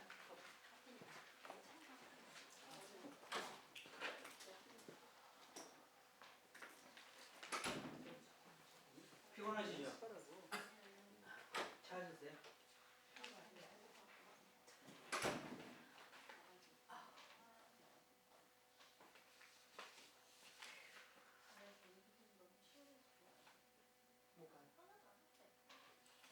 여기를 눌러주세요.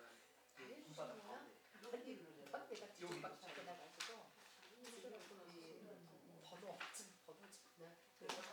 어디가 더?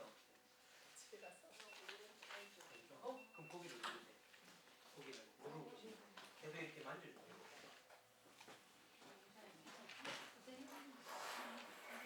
데이트를 왜 일을 해야 됐어? 랜선 데이트. 랜선 데이트. 머리 데이트.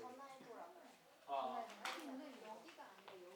거기 여기가 위 12지장, 여기 9개가 그 혈자리예요.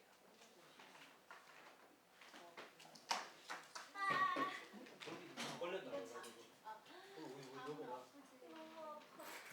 이거 풀어야지. 요 장로님 침 놔주실 수 있는데. 침을 이렇게.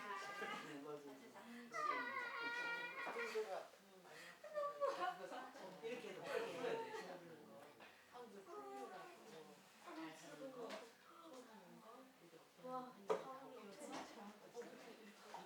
어깨를 돌리시고 이렇게. 어깨를 이렇게.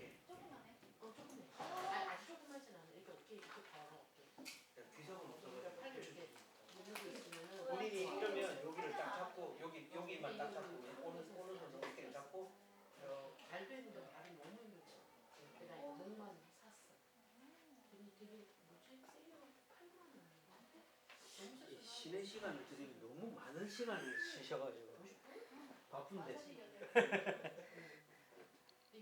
근데 이렇게만 봐도 성경을 다 읽은 것 같죠, 느낌이. 네. 통곡하지 말까요, 그러면 다음 주에? 근데 사실은 거의 다 제가 짚고 안에 비유들도 조금씩 짚고 넘어가서. 오늘 좀 읽으실 거예요? 아니요. 다 못 읽잖아. 읽을 다음 주에 제가 어떻게 읽을 거냐면 예화를 보여드릴게요. 다음 주에 요 정도 이거 틀어놓고 해야 될 것 같아요.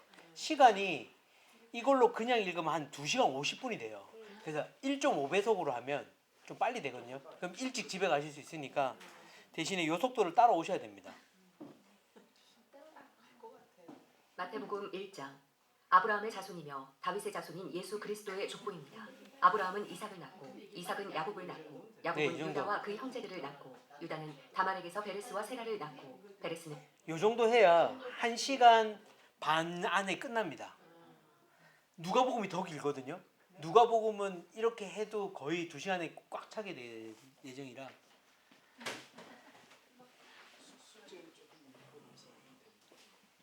숙제로 1장부터 3장까지만 읽을까요? 사실은 좀 많이 읽어야 돼요. 그래서 사실 뭐 안 읽어본 사람은 없잖아요. 왜? 안 읽어본 사람 많아요. 생각보다. 네.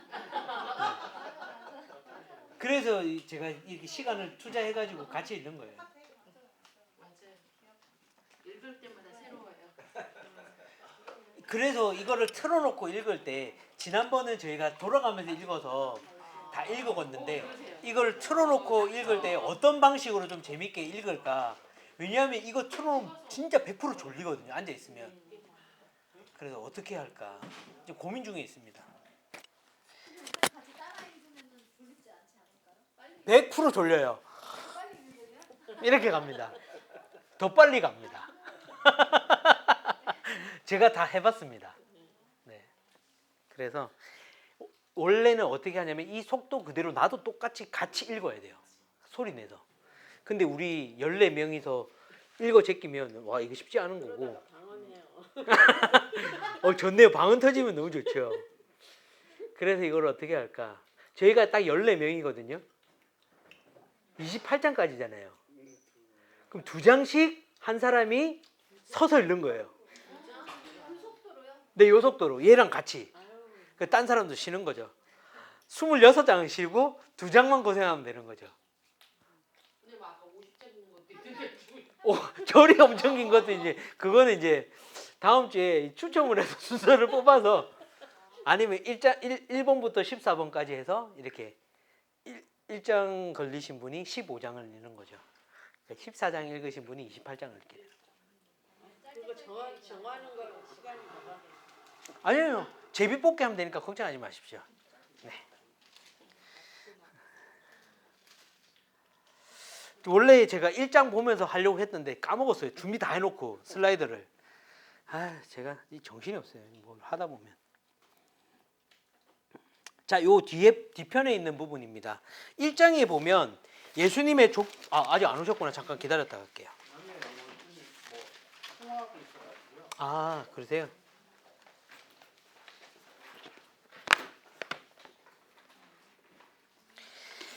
예수님의 족보에 5명의 여인이 등장을 합니다.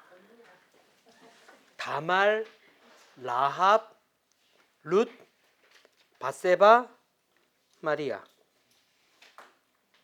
이거 성경 퀴즈로 참 많이 내요. 자, 마태복음 1장에 여인은 몇 명인가요? 뭐 이런 거. 주관식으로 여인의 이름을 쓰시오라고 많은 이제 성경 퀴즈로 많이 나오게 되는 거죠.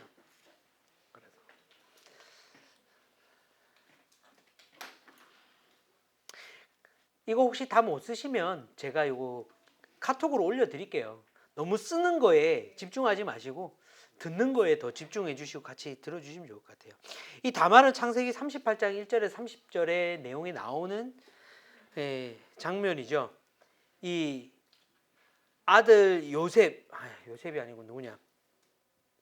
시아버지 이삭의 12 아들 중에 한 명이었던 유다가 이 다말이 아들이 죄를 범죄를 해가지고 죽으면서 이 다말에게 돌아가라. 원래는 그 아들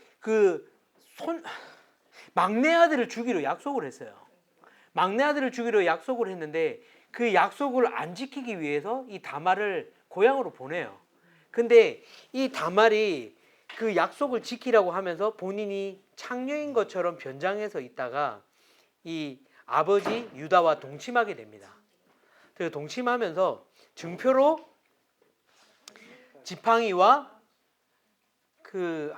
갑자기 생각이 안 나네. 자, 창세기 보면 주고가 아니라 죽고겠네. 시아버지가 주고 간 거예요.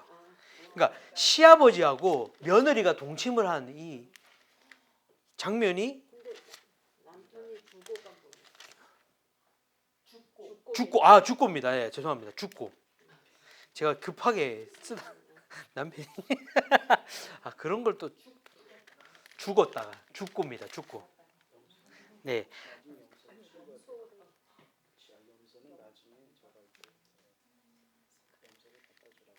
그 셀라를 줘야 되는데 주지 않아서 이 다말이 유다에게 자신 도장과 도장끈 지팡이 이 세 가지를 달라고 해요. 네, 그 세 가지를 달라고 하는데 결국에는 나중에 그것을 양을 대신해서 이제 값을 치르러 나중에 이제 치르러 왔는데 그 여인 그런 여자 없다. 알고 봤더니 다말이 창녀짓을 해서 임신을 했다더라. 그래서 죽이려고 했더니 그때 이 증표를 보이면서 유다의 자기의 막내 아들을 주지 않은 거에 대한 그 벌을 받게 되는 이 다말이 나오고 그 다음에 이어서 라합이 나옵니다. 라합은 누구냐? 여기 나와 있는 대로 이 여호수아가 여리고성 이 가나안 땅을 정탐할 때에 숨겨주었던 그 성벽에 살던 여인이죠. 네, 그 라합이 나오게 되었고 그 다음 룻 우리가 너무나도 잘 아는 룻 시어머니 나오미를 따라서 이스라엘로 돌아와서 보아스와 결혼하게 되는 룻. 이 룻의 그 아들이 다윗이 나오게 되죠. 이새가 나오고. 네. 그다음 바세바가 누구예요? 다윗의 우리아의 아내를 뺏었죠. 그래서 솔로몬을 낳게 되죠. 그 다윗의 왕가가 그 혈통이 이어지게 되면서 마지막으로 예수님의 어머니인 마리아 이 5명의 여인이 마태복음에 나오게 됩니다. 출신들을 보면 다말은 가나안 여인, 라합도 가나안 여인, 룻은 모압 여인, 바세바와 마리아만 이스라엘 여인이었습니다. 자, 우리가 이제 부활절이 오면은 다 쓰셨어요? 못 쓰셨으면 사진 캡처해서 보내드리려고 했어요. 네, 나중에 드리겠습니다. 자, 우리가 이제 곧 있으면 잠깐만 오늘 곧 있으면이 아니죠. 아직 한참 남아. 제가 내년 행사를 짜다 보니까 곧 있으면이 됐네요. 내년에 이제 부활절이 4월 20일 그 근처였던 것 같아요. 이제 그러면 그 한 주 전부터 고난 주간이라고 해서 예수님이 예루살렘 성 입성부터 이제 부활하시는 그 일주일을 기념하면서 지나가게 됩니다. 그래서 주일날 예루살렘에 입성하시게 됩니다. 이거에 너무 집중 안 하셔도 돼요. 제가 안 되면 요거 캡처 떠가지고 카톡방에 다 올리겠습니다. 왜냐하면 쓰신다고 못 들으시면 안 되거든요. 물론 듣는다고는 하지만. 자, 월요일날 이 무화과 나무 아까 얘기 저주했던 이 이스라엘 유대인들 형식과 그런 겉모습만 남아 있는 그 본질은 없어진 그것을 보면서 무화과 나무를 저주를 하고 성전 숙청이라고 하는 것 뭐죠? 이 상을 엎으시는 장면이 바로 성전 숙청. 좀 더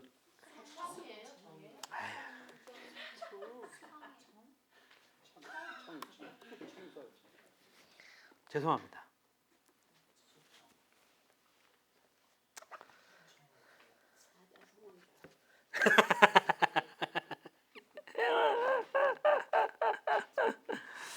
아, 왜 이렇게 오타가 많이 났지?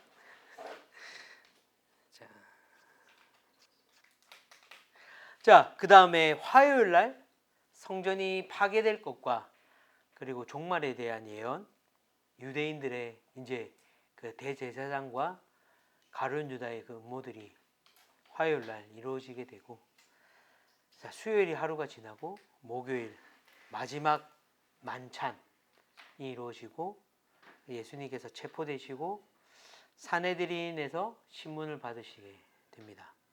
그리고 그 다음 날 빌라도가 재판을 하고 고난을 받으시고 이제 골고다 언덕을 십자가를 지시고 올라가시죠. 나의 십자가를 지고 올라가시면서 이제 십자가에 달리시고 그 날 오후에 이제 돌아가셔서 매장되시는, 아까 저희가 지도 잠깐 예루살렘 성에서 봤을 때 그런 부분들이 나오는데 주일날 예수님께서 이제 부활하시게 됩니다. 자, 예수님의 죽음과 부활이 어떤 의미를 가지고 있는가? 자, 죽음의 의미는 대속의 죽음을 얘기하게 됩니다. 로마서 4장 25절의 내용인데요. 우리를 대신해서 예수님께서 십자가에서 죽으시고, 혹시 성경을 좀 빨리 찾으실 분들 한 분씩 해가지고 한 절씩 찾으시면 될 것 같긴 한데,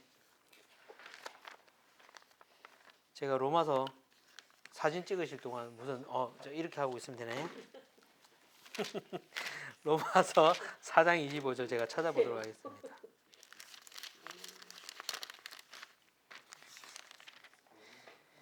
예수께서 우리의 범죄로 인해 죽음에 넘겨지셨고 우리의 의를 위해 살리심을 받으셨다. 대속, 우리를 대신해서 속죄 제물로 바치셨다는 거죠.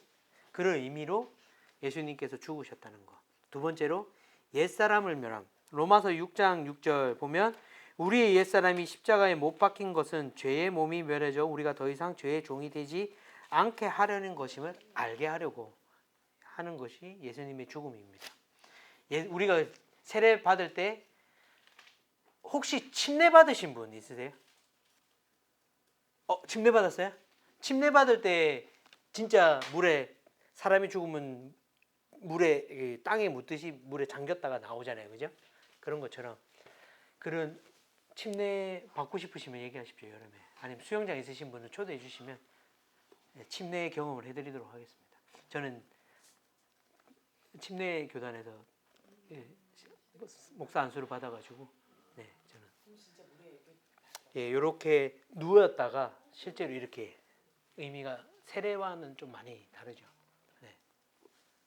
네. 그것도 형식일 수도 있는데 이제 좀 더 이제 세례에 대한 의식을 한다면 그렇게 할 수 있다. 침례.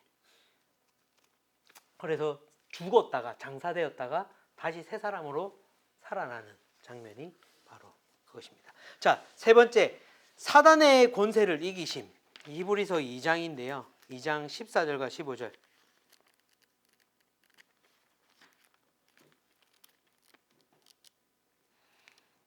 아우, 마음이 급하니까. 네, 읽어주십시오. 이와 같이 자녀들은 피와 살을 함께 나눈 사람들이므로 그 자신도 이와 같이 그들과 함께 속하셨습니다. 이는 죽음으로 인해 죽음의 권세를 가진 자 곧 마귀를 멸하시기 위함이며 또한 죽음이 두려워 평생 노예로 매어 사는 사람들을 풀어주시기 위함입니다. 네, 사단의 권세를 이기시는, 두려워 죽음이 두려워 평생 노예로 매어 사는 사람들을 풀어주기 위한, 그것을 위해서 예수님의 죽음이 의미하는 것이고요. 자, 네 번째, 세상을 십자가에 못 박은 죽음입니다. 갈라디아서 6장 14절.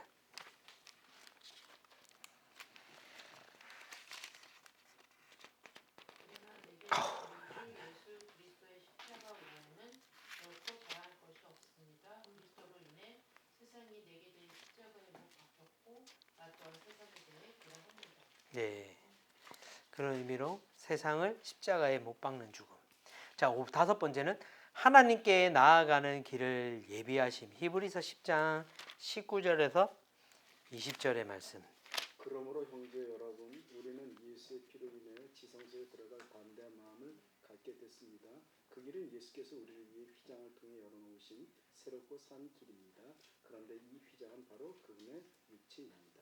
자, 예수님께서 십자가에 못 박히시고 죽으실 때 예루살렘 성전에 있던 휘장이 둘로 갈라졌습니다. 원래 지성소는 누구만 들어갈 수 있나요? 대제사장들만 들어갈 수 있는, 구별된 자들 중에 더 진짜 구별된 대제사장만 들어갈 수 있는 그 자리를, 그 자리에 그 대제사장만 나가야 되는 이유는 하나님과 만나는 자리였기 때문에 대제사장이 들어갈 때 옷 끝에는 술에는 방울을 달았고 또 밧줄을 메어서 혹시 방울 소리가 나지 않으면 그 사람이 죄가 있었기 때문에 하나님께서 벌하셨다. 그래서 그 줄을 통해서 대제사장을 끌어내게 됩니다. 그렇게 하나님께 나아가는 대제사장의 그 지성소의 길을 예수님께서 이제는 찢으시고 우리가 그 길을 우리가 직접 갈 수 있도록 그 십자가로 그 길을 만들어 주셨다는 이야기죠. 여섯 번째, 많은 생명을 낳기 위한 죽음입니다. 요한복음 12장 24절 25절.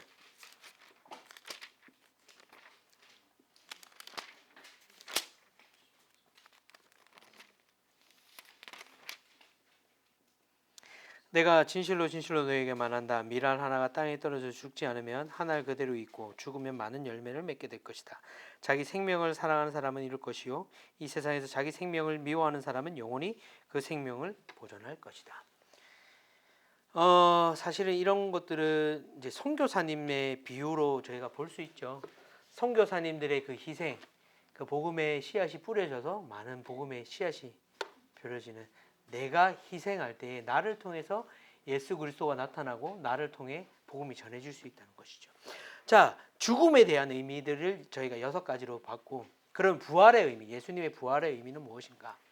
하나님의 아들임을 증명하는 것이죠. 로마서 1장 4절.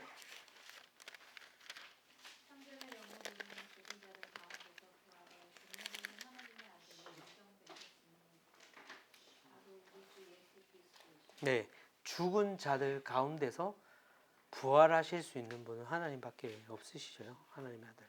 자, 성경의 예언 성취 시편 16편 10절.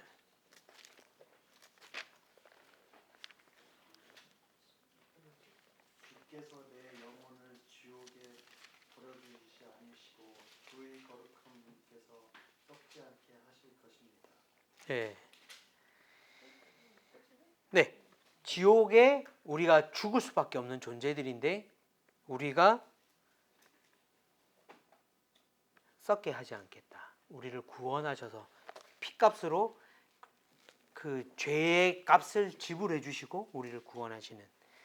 자, 세 번째, 성도의 미래 부활을 확신시켜 줌 데살로니가 전서 4장 14절.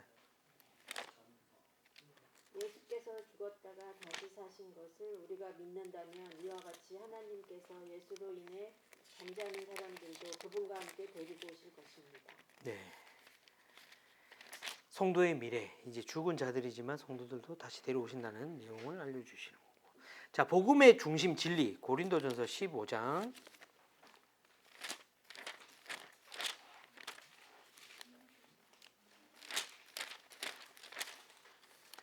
1절에서 6절인데요. 형제들이여, 이제 내가 여러분에게 전한 복음을 되새겨 드리려고 합니다. 여러분은 이 복음을 전해 받았고 또한 그 안에 서 있습니다. 만일 여러분이 내가 여러분에게 전한 그 말씀을 굳게 잡고 헛되이 믿지 않았다면 여러분은 그 복음으로 구원을 받습니다. 내가 전해 받은 가장 중요한 것을 여러분에게 전했습니다. 그것은 그리스도께서 성경의 말씀대로 우리 죄를 위해 죽으시고 장사되셨다가 성경의 말씀대로 3일째 되던 날 다시 살리심을 받아 게바에게 나타나시고 그 다음 12제자에게 그 후 500명이 넘는 형제들이 동시에 나타나셨으니 그 가운데 대부분이 지금도 살아있고 어떤 사람들은 잠들었습니다. 복음의 중심 진리가 무엇입니까? 성경의 말씀대로 장사되었다가 3일 만에 부활하셨고 우리 죄를 위해 죽으셨다는 것, 그것이 바로 3절과 4절, 이게 가장 핵심되는 말씀이시죠. 자, 다섯 번째, 성도의 미래 유업의 기초 베드로전서 1장 3절. 베드로전서 1장 3절. 우리 주 예수 그리스도의 아버지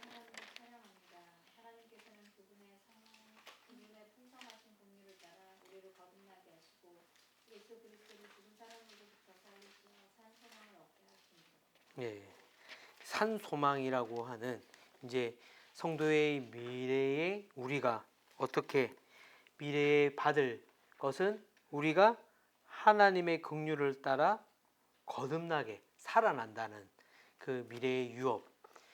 미래의 유업이라고 하는 것은 뭐예요? 성도의 미래의 유업.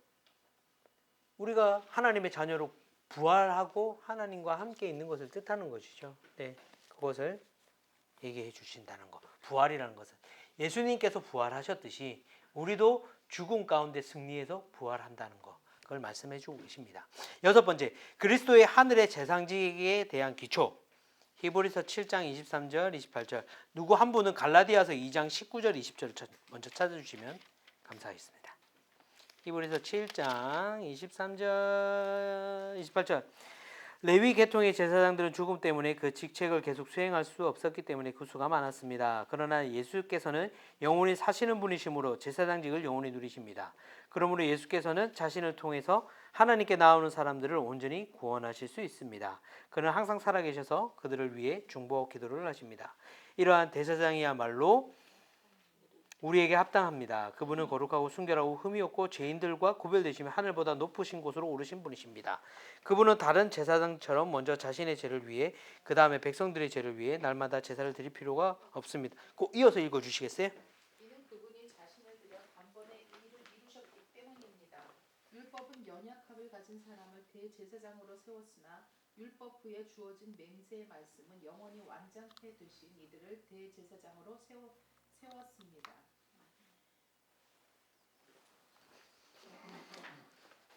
그 다음 마지막 일곱 번째, 그리스도의 삶의 능력의 기반이 됐다. 갈라디아서 2장 19절에서 20절 한번 읽어주시겠어요?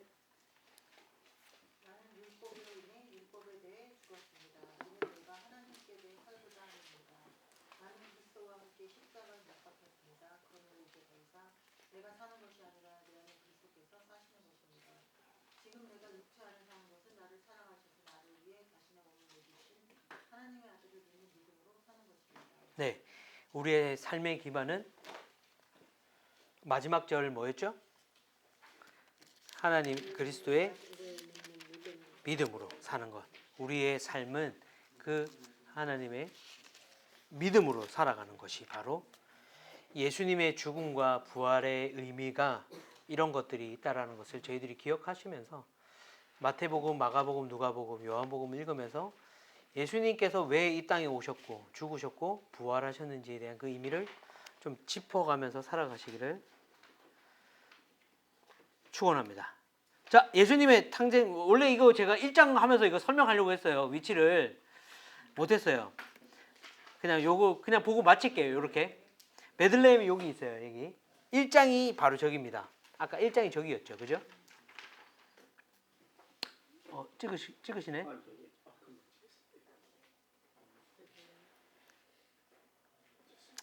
네, 이거 많은데 계속 나옵니다. 자, 2장 고대. 자, 나사렛, 베들레헴 요렇게 내려오셨다가 애굽으로 가시죠. 다시 나사렛으로 가십니다. 이게 2장의 예수님의 이동 경로입니다. 네. 자, 부모들이 호적하러 베들레헴으로 가게 됐고 베들레헴에서 탄생했고 애굽으로 피신했고 다시 돌아와서 어느 시간 돼서 나사렛에서 이제 예수님께서 어린 시절을 지나게 되시죠. 자, 3장 두 사람 아까 얘기한 저희 3장에 딱 그 위치죠. 저는 저기 가봤습니다. 베다니. 여기가 지금 이쪽이 요르단이에요. 나중에 요르단 아울리치를 가실 기회가 있다면 가시면 구약의 그 지역을 다 보실 수가 있으세요. 네. 자, 4장 시험을 어디서 받으셨는가? 여기 바로 건너와셨죠. 요단강 건너편으로 오셨었죠, 그죠? 4장. 네, 여기 여리고. 여리고가 보여요, 요르단에서. 네. 요건 부담 없이. 자, 팔복의 위치. 게네사렛 아까 저 5장은 올라갔었죠, 그죠? 게네사렛. 저 근처에 있었기 때문에 이렇게 화살로 이 우산 살대를 하면서 거기 세 개를 이렇게 넣은 겁니다. 5, 6, 7, 8 호수, 그죠? 백부장 가버나움에서 백부 장모 베드로의 장모 하는 9장, 10장, 11장, 8장부터 11장까지 내용이 이어지게 되는 거고요. 이제 14장 오병이어 위치. 근데 거의 다 갈릴리 호수에서 이루어진 사건들이에요, 사실은. 베세다. 요한이 참수당한 위치는 예루살렘 맞은편 이쪽에서 침수를 당하게 됩니다. 자, 신앙 고백의 위치는 어딜까? 자, 저기 위에였죠, 그죠? 산꼭대기. 아까 우리 우산으로 봤던 그 위치. 그 위로 더 올라가면 헤르몬산이라고 하는 변화산. 저 위에 있죠. 15, 16, 17장 갈릴리 북쪽 사역. 두로와 시돈 가나안 여자. 우산의 이쪽 끝에 왼쪽 끝에 있던 그 지역.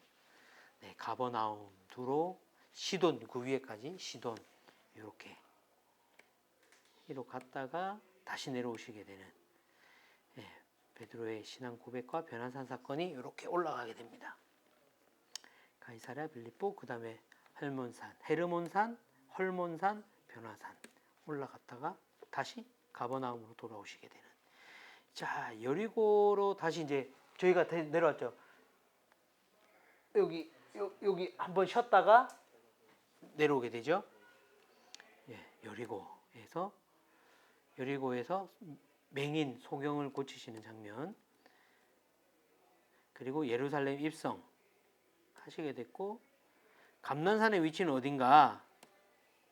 예루살렘 바로 옆에 기드론 골짜기 위쪽에. 그래서 654였죠. 기드론 골짜기 24, 25, 26장 겟세마네 동산 거기에 있었던. 자, 예수님의 마지막 행적입니다. 아까 지도로도 보여드렸는데 이렇게 보시면 베다니에서 이제 들어오시게 되었어요. 예루살렘 입성하시고 겟세마네 동산을 가셨다가 다시 가야바의 집으로 오시게 되고, 자, 빌라도 관저로 끌려가게 되죠. 겟세마네 동산에서 예수님께서 체포되셔서 가야바 집으로 왔다가 빌라도 관저로 가게 됩니다. 가야바 집은 뭐죠? 대제사장들이 먼저 신문을 하게 되죠. 뺨을 때리고 하는 장면이 가야바 집에서 있었고, 빌라도 재판할 수 있는 그 권한이 없었기 때문에 그 다스렸던 빌라도 관저로 가게 됩니다. 관저로 갔다가 빌라도는 나는 죄가 없다, 내가 할 수가 없다. 그쪽 관할인 헤롯에게 가라.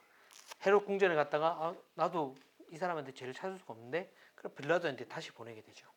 그러고 나서 이제 빌라도가 이제 물에 손을 씻으면서 이 죄는 나에게 있지 않다라고 하면서 십자가에 못 박게 되시는 그 장면이 이렇게 되고, 예수님이 마지막으로 나오셨던 갈람산 위치, 거기가 아까 24장 그쪽에 있던 내용이 감난산 위치가 됩니다. 사실 1장부터 이거 하면서 이거 같이 보고 가려고 했어요. 다 준비해놓고 까먹었어요. 네, 이렇게 마태복음은 오늘 마무리하도록 하겠습니다.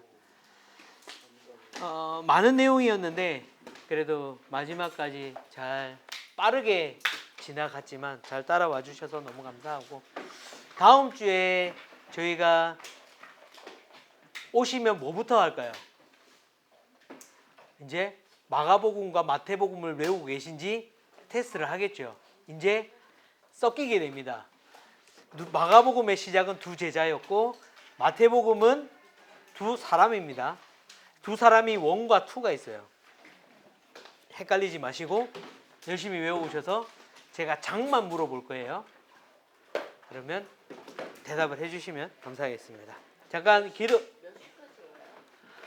한 7시 15분 정도까지 오실 수 있으시면 빨리 끝내고 빨리 가시면 좋으니까 그렇게 15분 전에. 혹시 안 되시면 빨리 얘기해 주세요. 직장 때문에. 회의가 있어 7시에. 네. 저는 그냥 끝나고 최대한 빨리 오는 걸로. 네, 알겠습니다. 네. 다음 주는 뭐 녹화도 아니고 성경 읽는 거니까 부담 없이 너무 많이 늦지는 마시고 최대한 천천히 빨리 오시면 될 것 같아요. 잠깐 기도하고 마치도록 하겠습니다. 하나님 감사합니다. 오늘 유대인들을 위한 왕으로 오신 예수님의 내용이 적혀 있는 마가복음에 대해서 배웠습니다. 마가복음을 통해서 다시 한번 예수님이 이 땅에 오셔서 하셨던 행적들과 보여주셨던 여러 가지 일들을 바라보면서 저희가 어떻게 살아야 되는지, 예수님의 죽음과 부활이 나의 인생에 무엇을 의미하는지 다시 한번 기억하면서 예수님이 걸어가신 그 길들을 따라 걸어가며 저희들 삶 가운데 무엇을 중심에 두고 무엇의 가치를 두고 살아야 되는지 다시 한번 기억하는 귀한 시간들 되게 하여 주시옵시고, 마태복음 1장과 28장의 제목들을 저희들이 공부를 하면서 이 마태복음이 내 마음 가운데 심겨질 수 있도록 하나님 인도하여 주시옵소서. 짧은 시간에 많은 것들을 배우지만 성령님 지혜 더하여 주셔서 잘 새겨질 수 있도록 하나님 인도하여 주시옵소서. 돌아가는 발걸음 하나님 안전하게 지켜주시고 저희들이 다음 주 만날 때에 또 웃는 얼굴로 만날 수 있는 저희 모두가 될 수 있도록 하나님 인도하여 주시옵소서. 그렇게 행하실 하나님께 모든 영광 올려드리며 이 모든 말씀 우리 주 예수 그리스도의 이름으로 기도드렸습니다. 아멘. 수고하셨습니다.